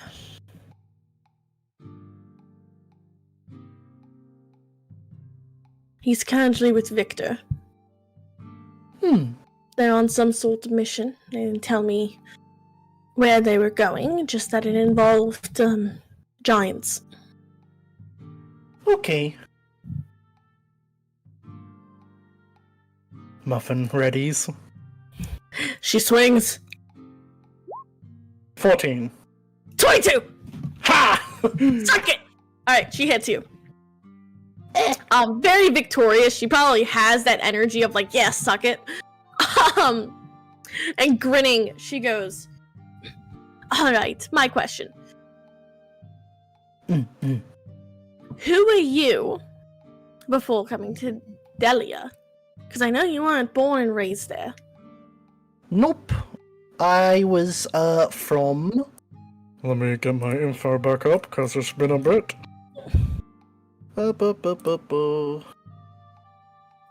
This one? Yes, it was. Yes, I was, from Rexumia, actually. Small little village, probably haven't heard of it, called Twin Hearth. I was just your normal, everyday little girl. had a family, but things happened and I had to run. Made it past a lot of barriers, eventually reaching Delia. I also lost family to the cold, and believe it or not, we were also chased out and had a magical thingy.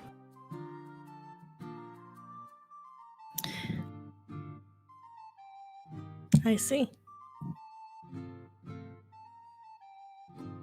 Muffin's gonna give her that sort of smile like, I knew it, you're enjoying this. You probably thought you weren't gonna. She makes the motion of like, shut up and hit me already. Punch. Can I express that we both just nat one?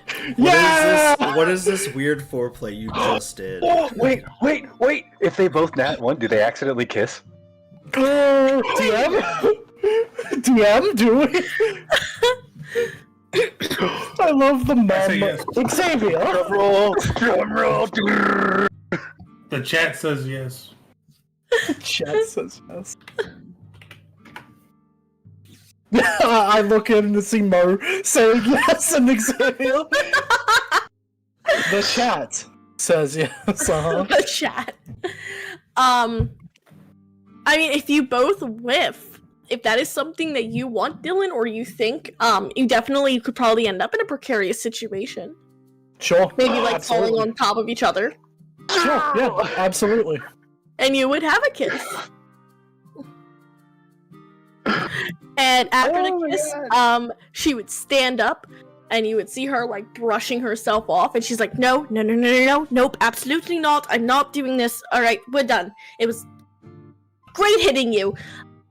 Thank you. I'm not doing this.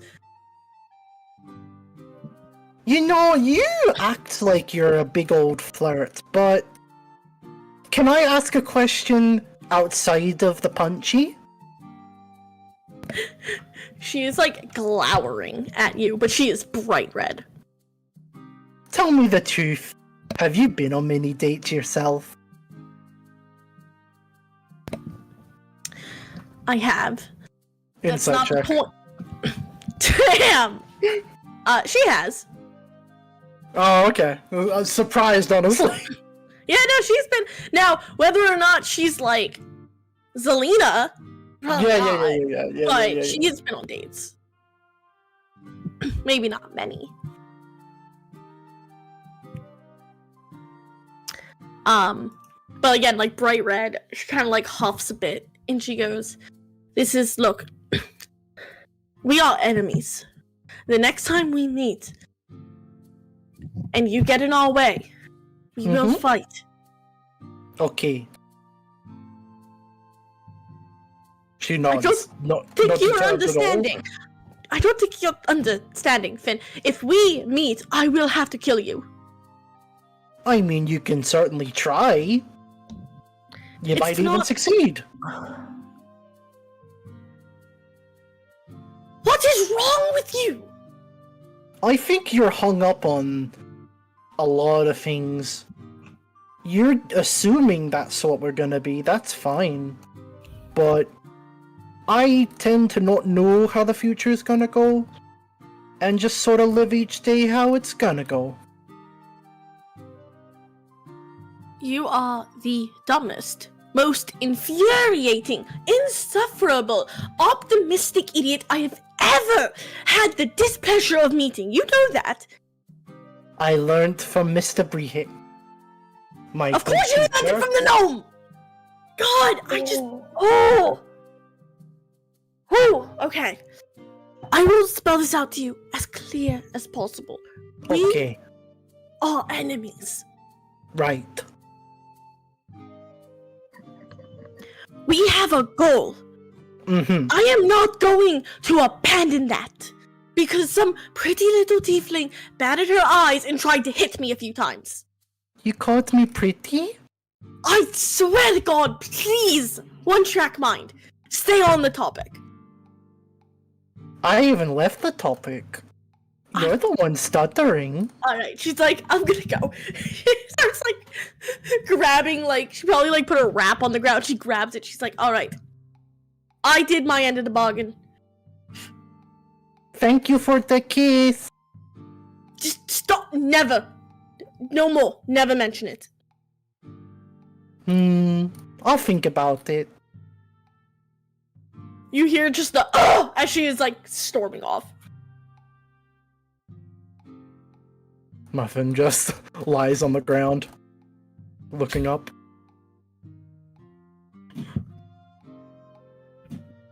After like a while, I assume that Muffin's pretty satisfied that she's gone. Mm-hmm. Muffin just pulls out her necklace. Didn't really feel much. Is that odd? Ooh, what does that mean?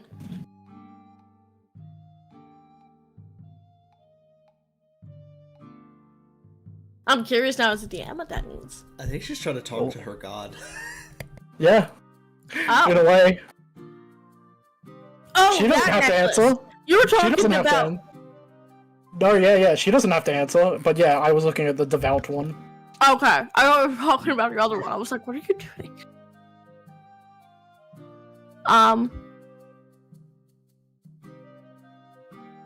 The goddess probably wouldn't respond for something like this, but again, you No, can feel that yeah. warm presence.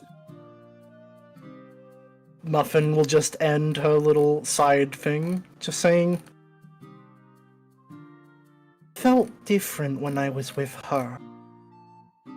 And that's where she'll end. Ooh. You can hear Mike. I could also hear Mike laughing. And yeah. My sister is better. Oh! I was like Sorry. sitting here trying to dissect. That makes Yeah. sense. This is better with Amari, is what she's saying. Unless it's not Amari and it's some other female character we know about. Amazing. What time of the day was this racing at, by the way? Like Yeah, I noon, know. like afternoon. Well, do we have to stay here another night, or are we allowed to leave? I guess we should probably all... Whatever you want. Yeah. Muffin is pretty much just gonna be out wherever they were until someone tries to find her. I will try Oh, to it's probably find... gonna be Zelina. Alright, I guess That was Selena an will try to find you. You were overlapping. I think you both said you were coming. Well, if it was needed, yes. Mm. But if it's not needed, then no.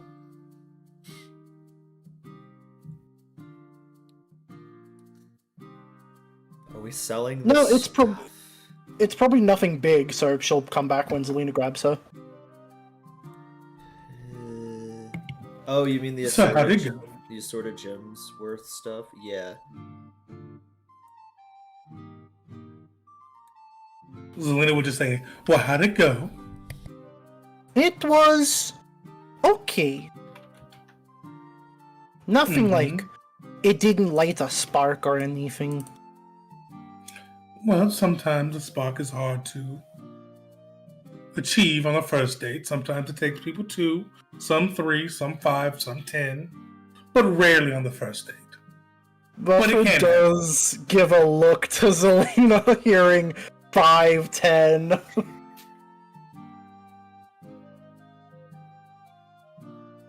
Anyway, all of you guys shall look to the group, because I assume that's where they are now. And Muffin's gonna give the information she learned about where, oh my god, why am I blanking on his name? Ishal? Ishal is, He's with Victor, and he's like with- something with a giant.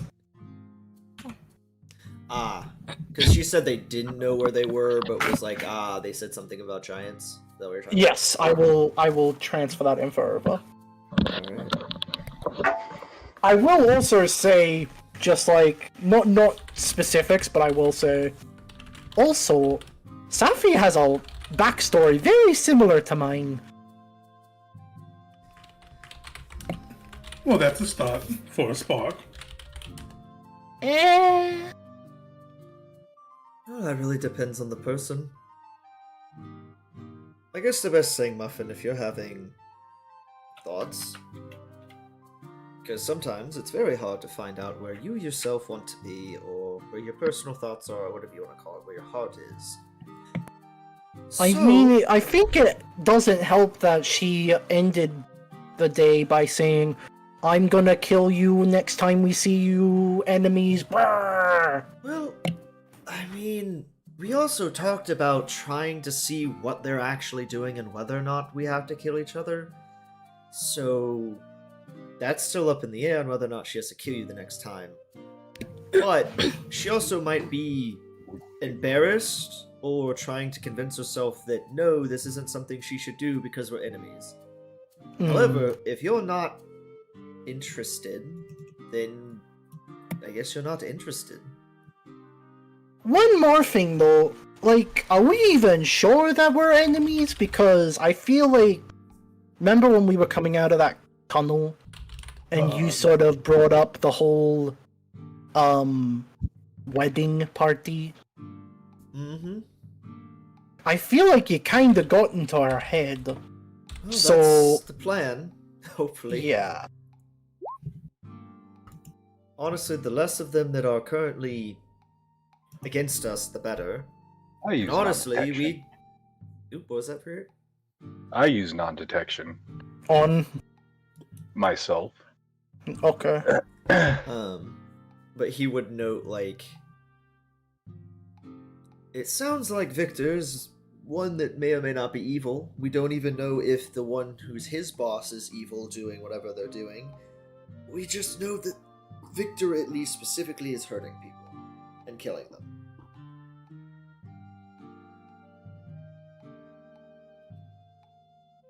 So he kind of shrugs.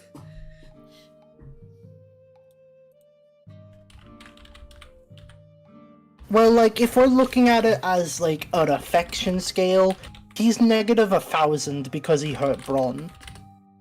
And also, you know, I'm like...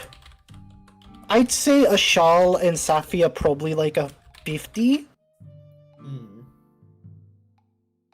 Alec or whatever that bastard's name is a negative 100. Don't care for him. Well, next time I see Victor, I'm definitely Nope, you're definitely what? gonna punch Victor in his face next time. Yes, I think we all want to do that. Yeah, that's very fair. Look, they, regardless of their reasons, even if they were to be in the greater good, they have knowingly placed people in harm's way and did not Mhm. care. They did not care. They neither did when. And neither, when they knew that people's lives were placed in danger, did they seem to have any worries or doubt about what they were doing. You all may have your feelings about them, but as far as I'm concerned, they are my enemy. All of them? They did help us, He nods. technically. You, Save they lives. they also did unintentionally hurt other people. And when they were told, they were like, well, our mission is more important than blah, blah, blah, blah, blah. I don't care if it was for the greater good. You don't put people's lives in danger. May I chip in here, Mr. Brehik? He looks. I feel like that's how a certain of us feel about the Empire, in some ways as well. Looks to Van. Nods. Mhm. Am I wrong here?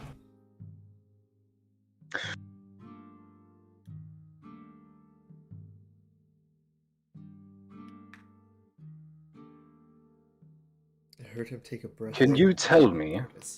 Mm-hmm. Can you tell me, what for sure, what we know of that the Empire has done. Because we know that they have placed people's lives in jeopardy.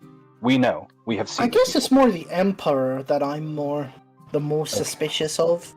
Exactly, suspicion. Hmm. I am very much somebody who... Look, I have my own thoughts and feelings, and until I know the full scope of things, I will keep them as tightly to my chest as I can, and will.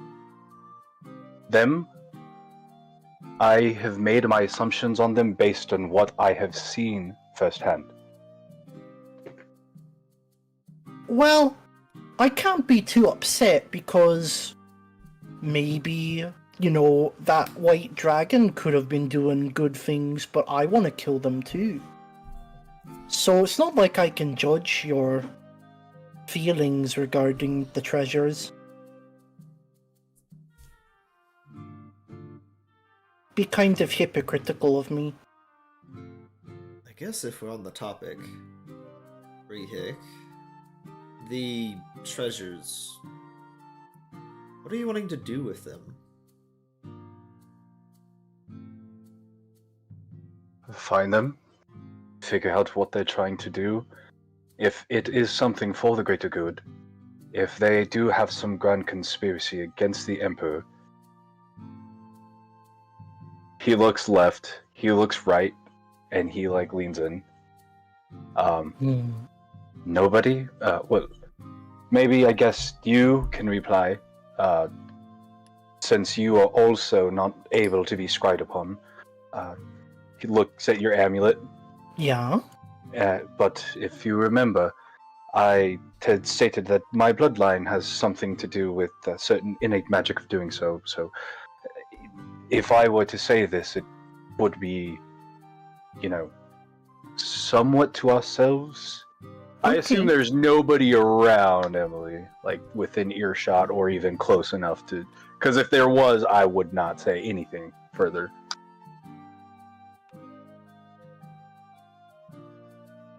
Oh my gosh, she did. Lily's dead. No, I said, yeah, I'm assuming you're fairly secluded.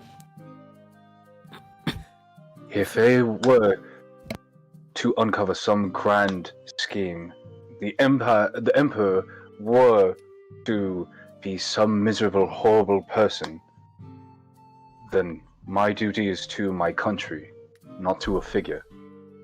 That being said, I will not so easily I will not so easily forsake the values of my country on the whim of others. And I will have my full story and understanding on what is happening before I cast any judgment against it. Muffin raises a hand. You will... Hold on, please.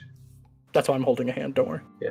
You and you and you are not citizens of this place. So maybe you don't understand what it is like, but it is not a good feeling. I have like I said, I have my own thoughts and feelings, but I will keep them close to my chest. That being said, I do know what the Dragon Treasures have done. And as such, I would like to bring them to justice. But that also being said, people can change. Looks at And he kind of... So good. Nothing good. You want me to go? Okay. Yep. So you're saying that you're loyal to your country right now, yes. You're loyal to the family, the Empire's family, yeah? Is that strictly loyalty towards the Emperor? Or do you swear loyalty to the princess, to the queen? She's asking this genuinely, she's asking this seriously. Oh, okay. As I said, it comes to my country first. The figurehead secondly. But if the Emperor did have the worst in mind for the family, Brehik stops. Shards of glass. I just wanted to point out that you're saying it in the way that myself in general and maybe the others are coming about this as we're not members of this country. We are going off information given to us by the princess of the country you're talking about. We are not working as agents of Delia, of the Feywild. We are working as friends of the Crouzyan Empire's princess. I feel like I need to reiterate, we are not some random people coming out of this of nowhere. We were asked by the princess to look into this stuff. Nod. I looked to Van like, am I wrong? Well, you're correct, Oh, and I have a follow-up question for you, Brihik, because might be seeing something that alluded to your conversation on the boat before we went underwater. You were talking about being able to cast a spell or something that hides you, correct? Nods. Well, okay. How do I explain this? So that means, the same as the necklace there, they couldn't, quote-unquote, if they scryed on you for however long the spell lasts, they wouldn't see you. So they didn't see you, and they didn't see Muffin during any of the instances where we... I don't know... dealt with Terrace? Mm-hmm. But you're a member of our group, and wise enough or intelligent people who are strong enough to cast scrying or something like that, I feel like could probably state, oh, Muffin and Brihik are there. We just can't see them. Yeah, you basically are right now. You're basically like, yo, bro, so you remember those drugs we bought yesterday? Like, bro. Yeah. And he looks at you and he's like, because I'm going to be real, if somebody was scrying on me right now, and they saw us standing here huddled, they wouldn't see you two, but they would see spaces there that would seem to be odd for somebody secretly talking to be there. Yes, and he is clenching his teeth a little bit, and he's like, yes, Van, thank you for very painfully pointing and painting that picture out, which is why I have previously not wanted to be a part of these conversations. Right. He just kind of, looks at you for a second like, none of that makes sense. But you can't just keep ignoring the conversation, Mr. Brihik. If you're traveling with us, you've got to understand that we're all a diverse group of people with our own thoughts and feelings about subjects. You can't just bottle up yours and say that is fact, nor can we just announce what we know as fact. We are all going off what everyone else in the group knows.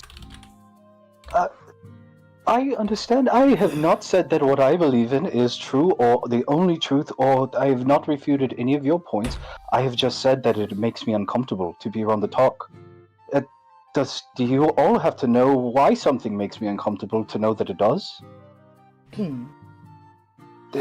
Should it not just be enough that it makes me uncomfortable, and that's where you should leave it? Normally, but if you're hurting other people's... Hold on. Secondly, this started from me saying that I don't like the dragon treasures. How did this devolve into now it's about me? Well, you asked why is it not enough to do whatever. Well, when you start hurting other people's feelings or other things like that, then it kind of becomes more than one person. Did I hurt your feelings, Van? I mean, he looks over at Muffin, looks back at you.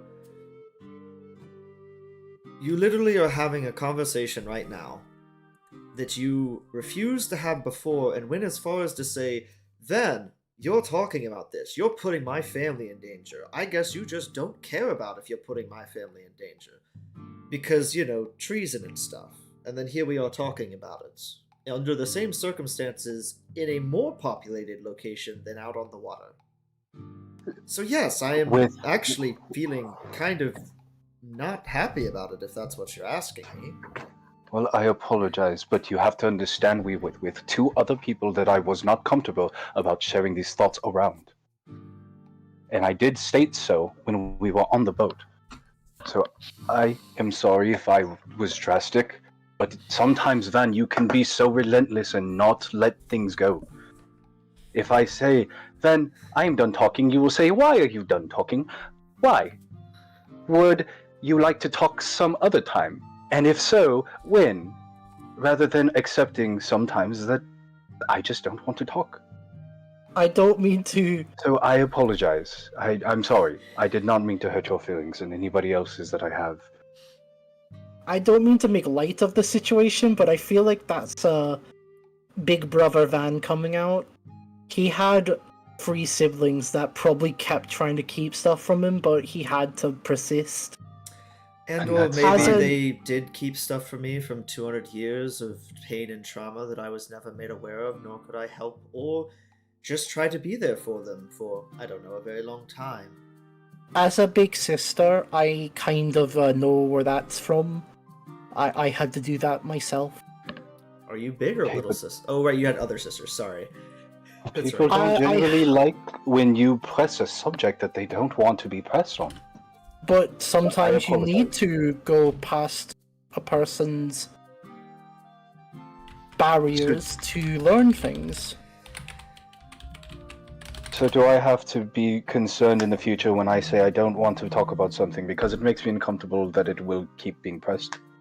It depends on the subject. Like, if it's something that is something that could hurt you, Brehik, for keeping it inside, then yes, you have to expect that. I don't know if you understand what a group is, especially a group that we're trying to all keep together. Secrets are just going to make people... Van, do you have any input here? Well, depending on the secrets, it could harm a group. Not trusting people could harm a group. Technically, you are correct if something is like oh, I don't want to talk about it, it bothers me. Like Muffin said, the situation entirely depends. Could you imagine if I didn't tell you guys everything? You didn't know I had an opal. You didn't know I was from another country. If I just said, oh, I'm a citizen of the Crouzyan Empire and I've always been. Percy, that is facts, not opinions. I am only saying that I would like to keep my opinions on this matter to myself because I don't have the full scope of the picture. None of us do. Exactly, and that's why I'm saying it makes me uncomfortable to talk about it. I can hear, but I would rather not shine light on it until I know.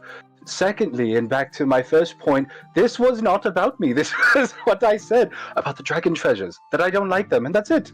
How did this devolve? Please, I looked at Tess. Tess, how did this devolve? Don't look at me, I Oh. agree with them.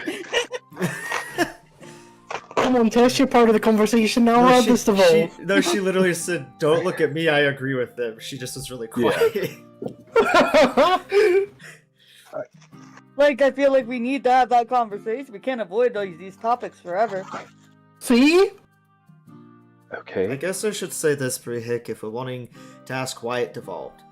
Some of the stuff you said, and the fact that we started talking about it in general, again, when you were saying your piece, delved into the parts of the conversation that previously you didn't want to talk about, and got kinda nasty about. So, in that circumstance, we brought this up, so that it could be addressed, seeing as this seemed almost opposite of what you said yesterday. However, if going forward you don't want to talk about it, you want to find your own thoughts, processes, whatever on it, then that is fine. And unfortunately, as Muffin was saying, it will potentially cause problems, because I can guarantee that at least, and I can't speak for Zelina, Tess, Muffin, and I are going to talk about it, and we're probably going to share any information that we find. We're a group. We're a group. We got to I work would love things out together. hearing any information that is found. I don't mind you all speaking about it, but I would prefer not being around. I would prefer not being involved with it, and if we are, I would prefer that others, including Izanian rebels, are not there when topics like this are discussed. And if they are, and you guys so desperately need to talk about it in that moment, please do not involve me. I don't know Q. I don't know the other one who blatantly made fun of us to our face. I do not trust them the way I trust you. So Wait, I he would made rather fun not. of us? When? Technically, his entire play. The entire, literally the Muffin entire- remembers Look at you as and blink, blink. Muffin remembers because she enjoyed the play heavily. No, we Well, didn't I enjoyed was the enjoy play it. too. I enjoyed the play very much, but he still made fun of us. I just remember he got me pretty down to a T. Except I'm not a big buff dude. If you guys want to discuss things in the future, I don't mind. I am sorry, Van, that I had said something drastically. I have not been pushed like that for a very long time, and you were pressing me, and it was frustrating me very much. So I was a little bit nasty, and I apologize. In the future, when I say I don't want to talk about something or do something, please, as my friends, respect that and give me time to process how I feel. I will be honest, in the moment, I did not know how I felt about any of it, and I did not have time to process it. And the fact that I was getting pressed on something that I didn't know how to process in that moment made me act a certain way that I shouldn't have, and I apologize. And two, if you guys want my input in the future, let's make sure it is not when A, we are about to face potential life and death, and B, around others we do not fully trust. Can we at least agree upon that? Well, like I said, going forward, we're simply going to do the way we handled the conversations when we were walking through the tunnels. So I guess technically, yes, it can be agreed upon. Can I ask your opinion on something that's kind of on topic, but kind of not? Pudding, is it about the Empire? Not really. Oh, okay, then yes, gods, yes. I was just wondering how you felt about... Like, obviously we're not really sure if she's right, or even was speaking the truth, but... The whole the Syndicate having an opal? What do we think about that? I mean, I wouldn't be surprised. I assume that is probably very accurate, and I assume that they had done so either to be a thorn in the side of the Empire in case that they needed leverage over them, or that they have it for a very good reason. Typically... Sorry, repeat that. Did you say a thorn on the Empire side? Yes. Okay, And sorry. have, like, something to hold over them, or, like, you know, some sort of assurance, or they have it for a good reason. And he will say, you have to understand, you think I'm bad with holding my own thoughts in. Elder Willowshade never reveals his cards. Not unless it is... Before us, though, did the Empire really even know much about the opals? It'd be problematic if they did. That's what I'm wondering. It's like, known about the problem. how long do you think the Syndicates had this opal? I have no clue. I do know that Elder Willowshade is wise beyond his years, and he is a very old man. So, I assume that for whatever reasoning it is for something well.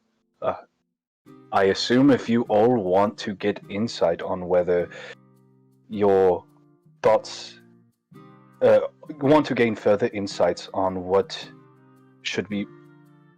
faith should be placed in the Empire, he would be a good place to start in speaking, as he is cautious about his words, but he has his opinions, and he will not shy from them. Okay. I have one last question before we go off and do whatever. She looks at you, Brihik, with seriousness. Where'd you get that kick-ass shirt? I got it over there in the stand. You see, look right here, and then look right here, and then he has on the back where it says "and Cordon," and he's just gushing over it. Oh, well, that is a legitimate question. I did have another one if we're sitting here in private. Damn it! I was hoping that was gonna quell it. Well, unfortunately, this one's important. Seeing as it's been mentioned at least straightforwardly, and I feel like we've heard it on the winds before. Brihik, is this in, I don't know, the realm of you aren't going to talk about it when they called you the Butcher in the Verdant Syndicate? Ooh. Everybody has boogeymans, and it was one of those big, scary figures that was just more of a tall tale. So, the Butcher was a catchy tone, and I, as an impressionable youth, highly clung onto that. Yeah, I'm gonna incite you if that's alright. Oh yeah. On if that's the I would- truth. I would also like to. 20, natural 20, 26. 24.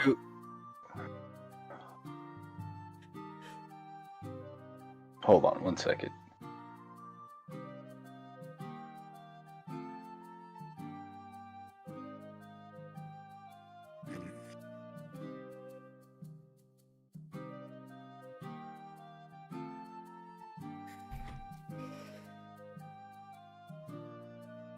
So can I phrase it like that, Emily? You might still need to roll. Well, yeah, but I mean, if I... Cause I'm not, like, lying. And I don't know I know, what I but would it's roll. it's that second half. Okay.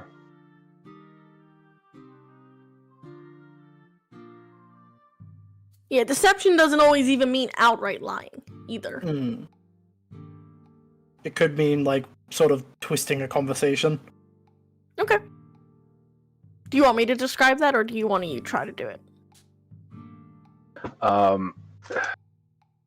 You can... I don't know in this situation. Because, I mean, I wholeheartedly, like, you know, he believes what he says. So he's... Yeah. Alright, the best to describe it, basically, for Van and Muffin, like, he definitely believes what he's saying, right? Whether or not he's maybe downplaying parts of it, you're not really sure.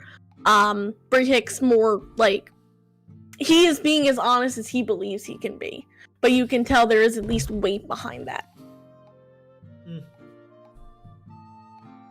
just raises an eyebrow.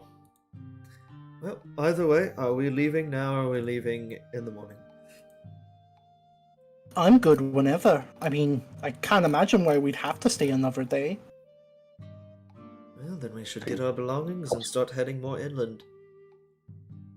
Just one last minute thought. I would totally, like... I know you're not a fan of being asked a lot of questions about stuff like that. I would totally ask a certain someone else questions. But I don't like seeing Tess get hurt by her grumpy dad. Tess looks down at the ground. Like, I'd love to keep asking you questions, Tess.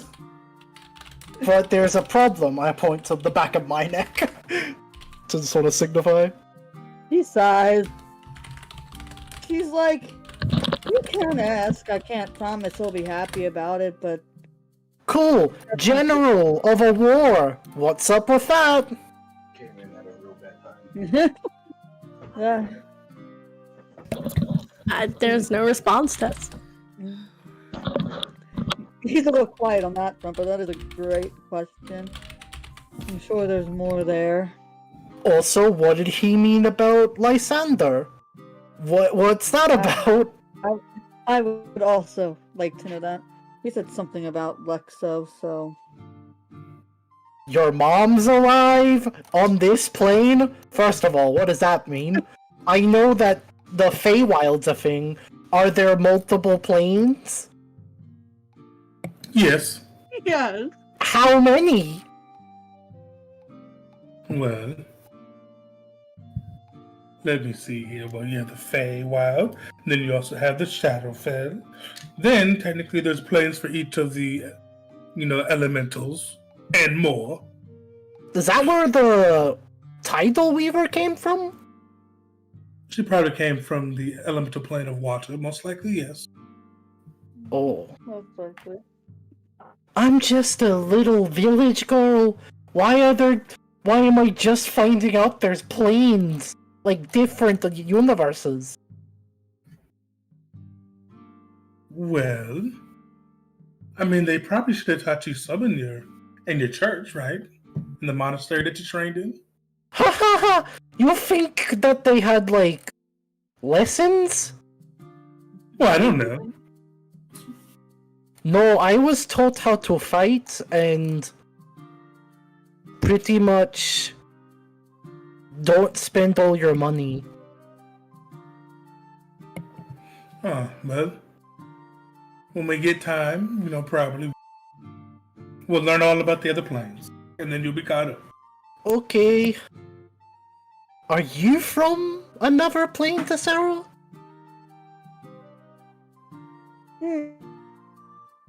Well, I technically was born on this plane. I suppose. Complicated, probably. It's most likely you're from this plane, but your roots are probably from another plane. Yeah, most likely. Shrugs.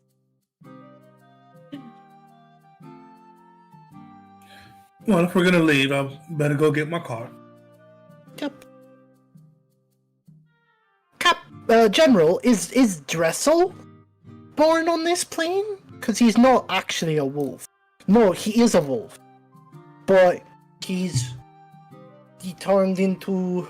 things happened.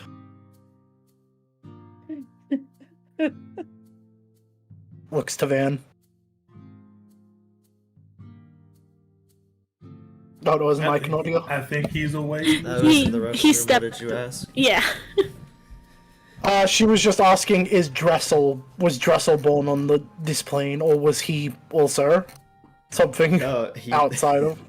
Says, well, seeing as he was a wolf to a Feylord in the Feywild and is now cursed because of the lands of the Feywild to be a Feylord or whatever, I'd hazard a guess. No, he was born on Mount Olympus. Mount what? Oh, it's an outer plane. Don't worry about it. No, he's Okay. from the Feywild. I'm just confused. Are you Too many confused planes. Are you confused about the planes thing?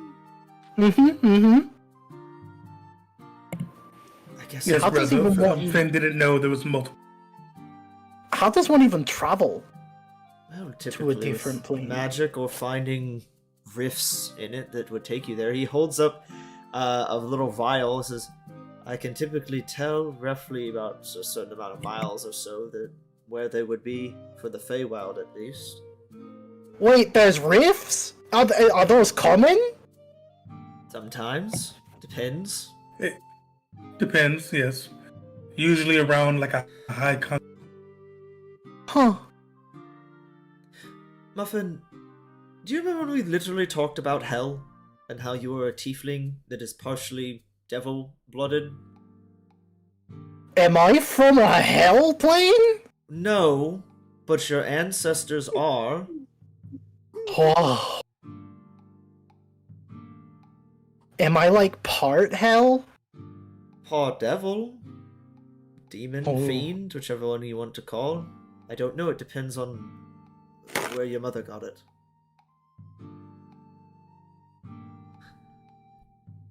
Very interesting.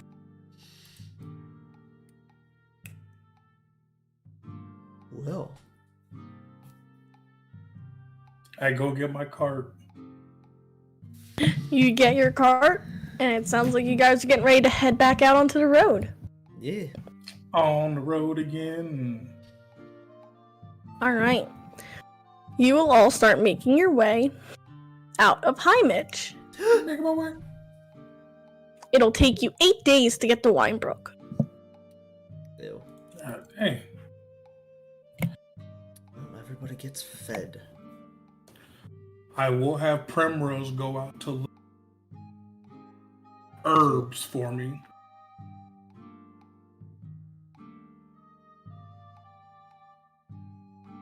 Roberts are looking for some herbs. Yeah, every day. Gotcha. I will say over the course of like 8 days, you could probably get a few.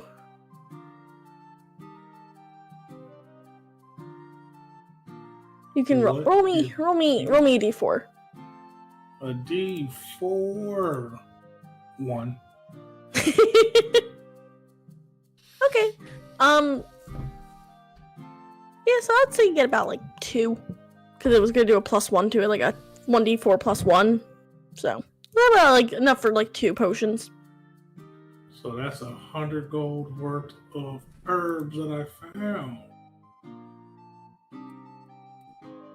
I know it's not the case, but is this called Dahlia, but not like the actual Dahlia that's in a different country?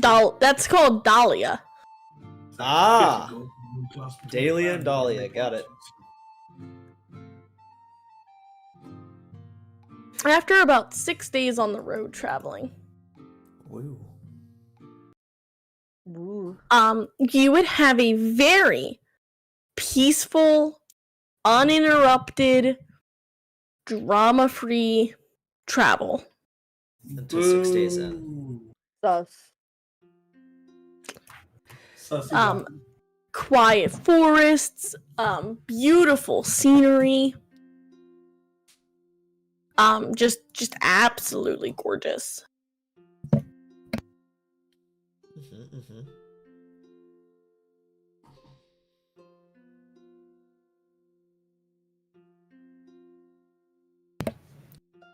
Is there anything anyone wants to do in those 6 days? No. Outside of, normal foraging and staying in shape. Probably not.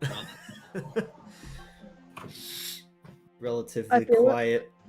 Yeah. Tess.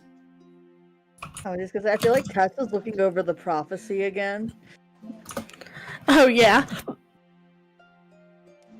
As if, like, going over it for, like, the 100th time is gonna change it, or, like, make it make more sense type of deal. You know what I mean? I get that.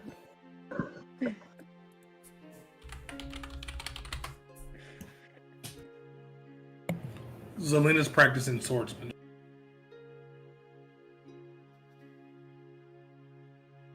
Okay. Probably being close to home, very nostalgic. Would probably take longer walks than usual and longer times to bathe in between. Huge look of peace and contentment over his eyes.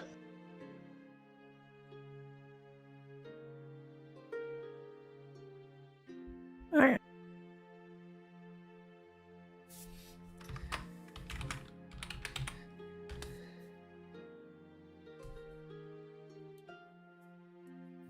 As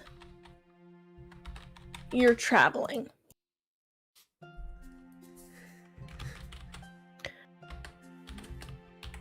again, 6 days of just utter peace, the sound of, a beautiful water running in the distance. It's comforting, right? Being so close to home. On the morning of your 7th day, you're maybe less than a day outside of, a little more than a day, we'll say. You probably have another long rest, right?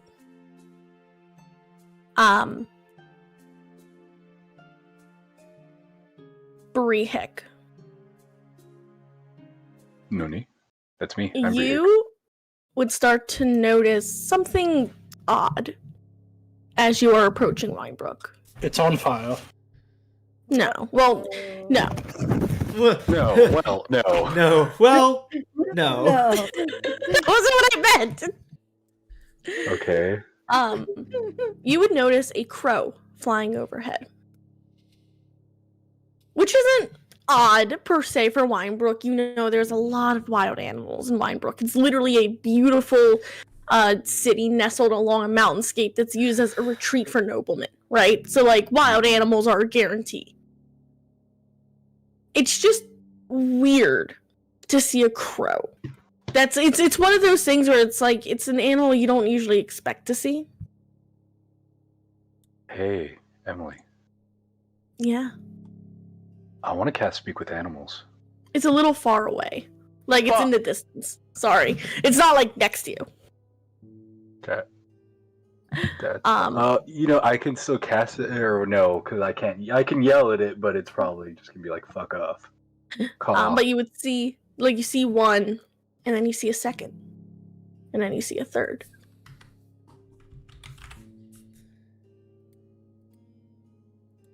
And as you're walking, the sounds of your footsteps become a little more crunchy. And as you're walking, you notice the grass is a little drier.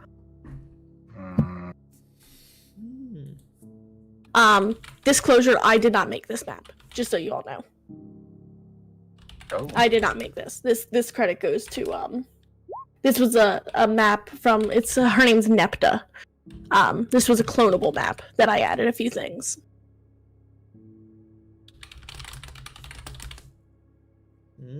But as you're sort of venturing, you start to see these like very dried up, kind of brittle trees. The really lush, dark grass is dry and breaking under your feet. You see bones of wild animals that have been picked clean by some of these crows. I feel And the like foliage Brehik looks would be very up like close. dim and lifeless. I feel like Brehik would be up the front. Absolutely.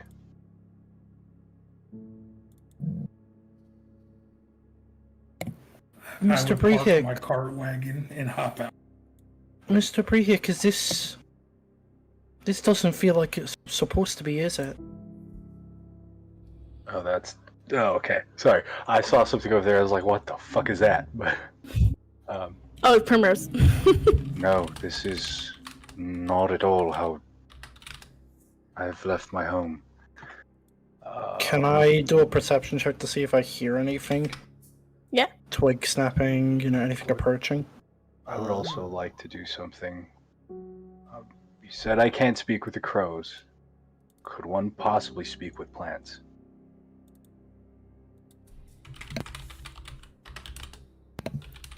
Or are they like dead? I mean, you can speak with the crows now that you're closer. Okay. They were just far away when you first spotted them. You could also try and talk with plants. It's up to you. If you have that spell. Try to make a survival check or something to like figure out what natural / non-natural phenomena may have happened here. Yeah. Yeah, you can make a check. Yeah, and it can be survival, you say? Mm-hmm. Yes. To win. And for Muffin with a 20, you don't hear anything for you, Muffin. Okay.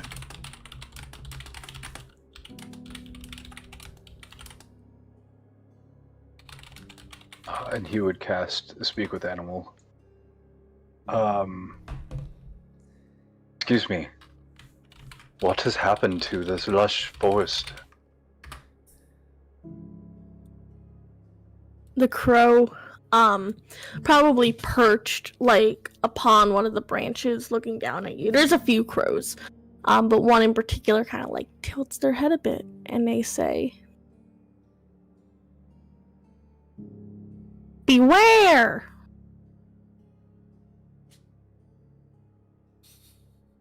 Beware the guardians! Beware! Guardians, are you talking about the druids of the forest? Beware! Breath of the Wild music starts playing. She Who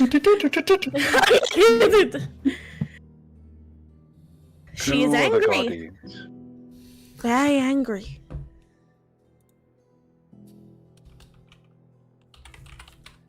Many have been driven from her lands. She is not happy. Not at all.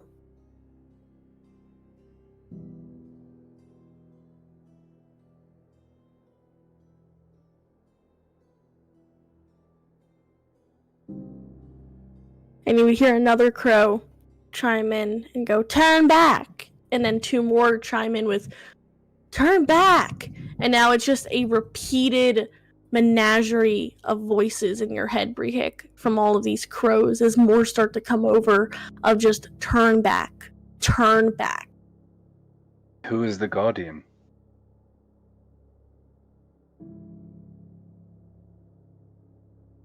She is the guardian. She sees all. She is all. The guardian. The guardian of the sand. And I the was druids gonna that say the same thing. and the druids that have tended these lands. What of them? Oh, the druids. She's mad at the druids. The druids are helping, but the druids can't. Hunt! Manhunt! It's all a manhunt.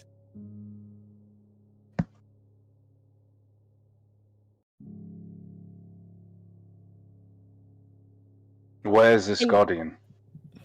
Oops, sorry. You would watch as one of the crows would fly like over here and land like on this branch, and they'd start pecking at it.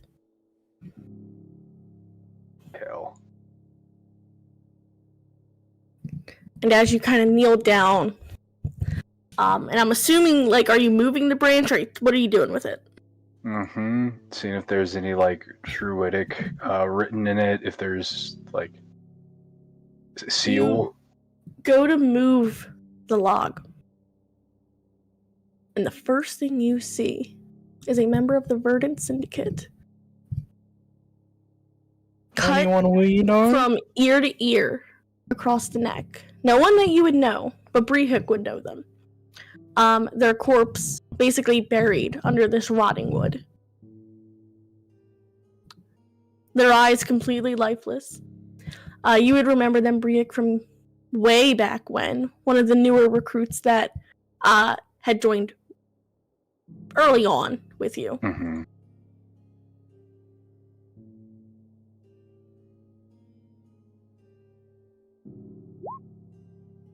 But they look like they have been, basically their neck is slit open as if by a fine blade, and they were deposited here.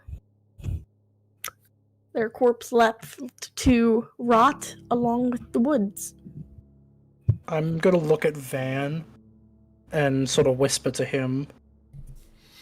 Are we thinking that they used that opal and it didn't go well for them? I don't know. DM, did my survival check find anything? With your 21, Van, this would freak you out, right? Mm-hmm. Everything here looks natural. Like, none of this decay looks man-made. Mm. It's almost as if nature itself is, like, receding from this place. And with how the world works, with how nature and, like, nature spellcasters work, nature is not necessarily an entity, but it is, like, a consciousness across this world. And if nature is actively pulling back from a location, then that location has done something irreversibly problematic, correct? Like, Yes. That's how this works? In Ascension, it's close. It's more of the idea that, like, nature is an entity that no one understands. Interesting. Like, the history of druidic magic is just no one understands it. No one knows where it comes from. People have theories and guesses, but there's no evidence or proof, and druids are such a secretive, secluded group of people.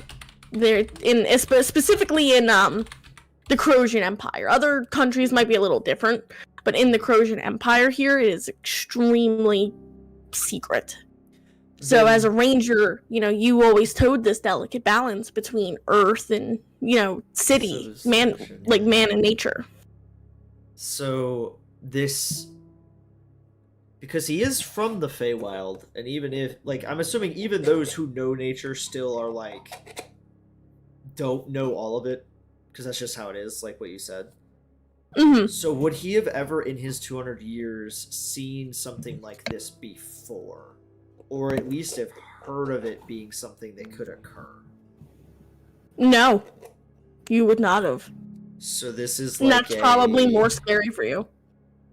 And he would know that something this widespread isn't just, hag decided they wanted to make a domain of delight over here in the forest kind of thing. This is like a regional issue.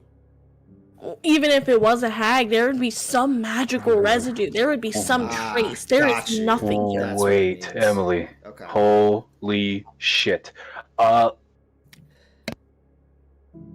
Maybe I'm just looking too far into things, but okay. This is the sound of Xavier, but he's like, whoo. How long does because this is like rot, and this has to at least have been happening for a while, right? Are you asking how old this looks? Yeah, how old? If for nature to go from a vast field of oceans to now being covered in lands like this, how long would that take? Would that take years? It would not be overnight, that's for sure. Which means this is natural, but not natural. Hold on. I remember as a young child, and even when we played in our one shot, thought it was, or in our session 0, was really fucking weird to see elementals come out of the ground. It was extremely weird. Can I attribute that? Has the war with the Guardian been going on for a fucking while? Or at least seeing this, could I be like, man... Because that is always stuck in my Xavier and Brehik's mind.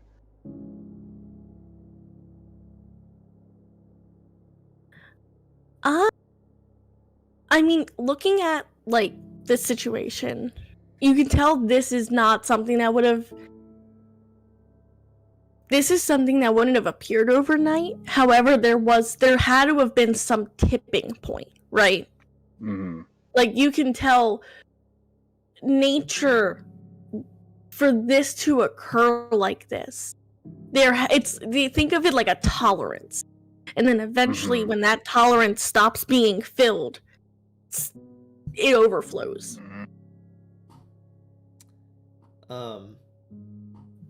Van would at least also answer Muffin's question, because I know Muffin asked him a question.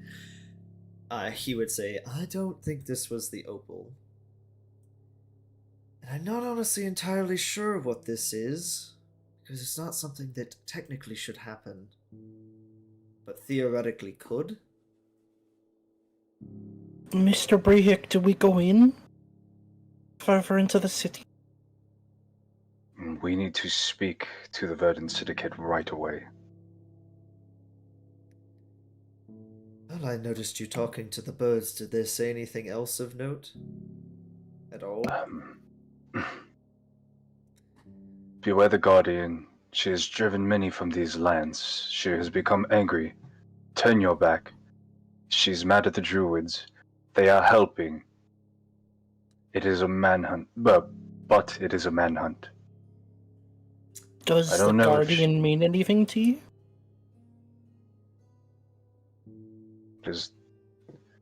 There's always been something on my mind since I was a child. The very first encounter that I ever had with the Syndicate, they were earth elementals had risen, and they fended them off. I always thought it strange because I have never seen anything like that before or since. I don't know. The more I think about it, the more questions that I have. Well, is the Guardian a person?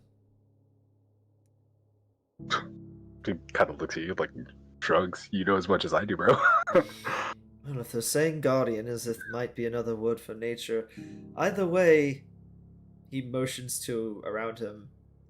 There's not magic in this, so this isn't somebody actively altering the land. This is almost, he like moves his hand. No, that is precisely Nature. what I'm. That is precisely what I'm thinking as well. And if that has happened, because elementals don't just pop up all the time, they could have been trifling with nature and in the meddling in the affairs of the Guardian before. Something had to have happened to set it off to such a magnitude. That is why we must go and see them immediately. I guess the best Unless thing... anyone, Oops, sorry. unless Oh, you're anyone done. else has anything they'd want to do. I mean, Van would look around.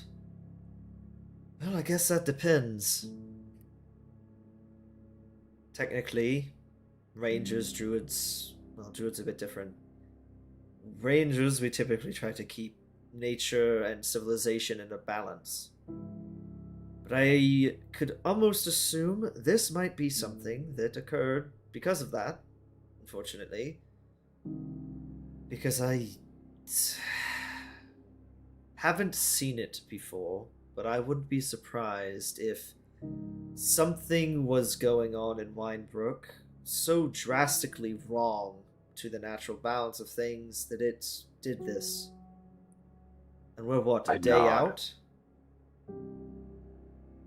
And something that it said that they are helping the druids, but I don't know if they're trying to help the situation or helping whatever the hell has been happening here.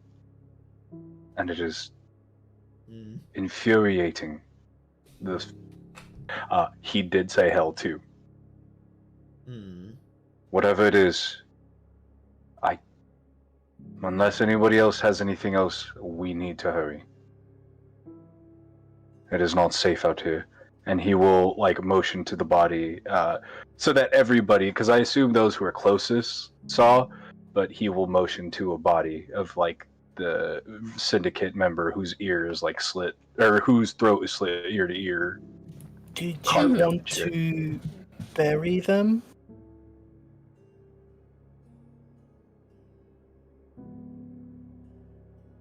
I do, but we don't have time. It does not seem safe. They are telling us to leave. That it is not Also, safe. doesn't it feel like maybe you wouldn't want to bury them in this land right now? Nod. Can all of you make me a wisdom saving throw? Oh, yeah, sure. Fuck. Oh, hell. Does it have this to for be charm? charm or anything? It is not. Is it a 8. magical effect of some kind? Kind of. Okay, sorry. Intelligence. Oh wait, is it a spell? Sorry. No. Okay. 15. It's a DC 18. Oh, Jesus. Hold on. Oh, Is fuck. there anyone that passed? Hold Can I on. view? Oh, we don't. Fuck. We don't have inspiration on. unless you guys still have any from that one we got. But I think I used mine on Tess. I used mine as well. I know that. I don't Hold know on, if because I I did, can and I add. don't think it would Hold be on, I fair. gotta check my thing because it's actually on here instead of on there. Oh yeah, you've got. Are you at the talisman or something or? Yeah, I can add a D4. You got 50-50. Yeah. I mean, she rolled a 15. She's gotta get a 3. Well, Yeah, 3 or 4. 50-50. Oh, I guess that's true. That is a 50-50. Ah. So that's 1. Oh, It's okay. Oop. Emily, does Primrose have to roll? Yes. Does Dressel? Yes. Hold This on. is not acceptable. Hold on. Drezel has a higher wisdom save than I do? Oh, they rolled max damage too. Oh, Cool. Was it Well, just to hear that. me and Drezel? Yeah. So those who succeed take half damage. Cool. So none of us? Oh, wait. No, Mike Van and and, Drezel succeeded. As you would suddenly hear this piercing scream. It's like a cry. Have anyone has ever heard a moose scream or like Yeah. an elk? Mhm. Elk screeches? Ooh, But yeah. imagine it's like ethereal. Like it is this ethereal, horrific, blood-curdling screech that does 24 psychic damage. Oh. Mike, who did you give your snacks to this time? Well, Drezel had it, Brehik Yep. had it, and Muffin? Okay. And it gives you how much temp? 3? 3 temporary HP. And how much damage did we take? 24 psychic. So down Jesus is Christ. 12. As you feel like your heads, there's like this pounding headache. Like some of you might even have a little bit of blood coming out the side of your mouth, your ears, leaving you dizzy, your ears ringing. Everything starts to shift, like it's hard to focus, and it lasts for like a minute, and then it fades away. Did we We need see to get her? out of here now. Hold on, it's not letting me do it. Zelina's pissed. Did that feel like that was something coming towards us? No. It's weirdly enough, it sounded far away. Okay. Brehik says that. Let's go. Well, whatever this thing is, I'm going to fucking kill it because it just killed Primrose. We don't know if killing it could upset the whole balance of nature. This is Bray Brick. My sprite Zelina. just died. That is part of me. Zelina, this is Okay. my home. If killing your this thing, home killed my sprite. Yes, but And if- Captain, we're unsure about what's going on. We have if, to listen to Brehik. He knows what he's doing here. So, this so is you going just, they to, just forget Primrose. All right, no, fine. Nope. We can hand it your way. Do not talk to me right now. I'm going to go grab my cart, and I'll follow you guys.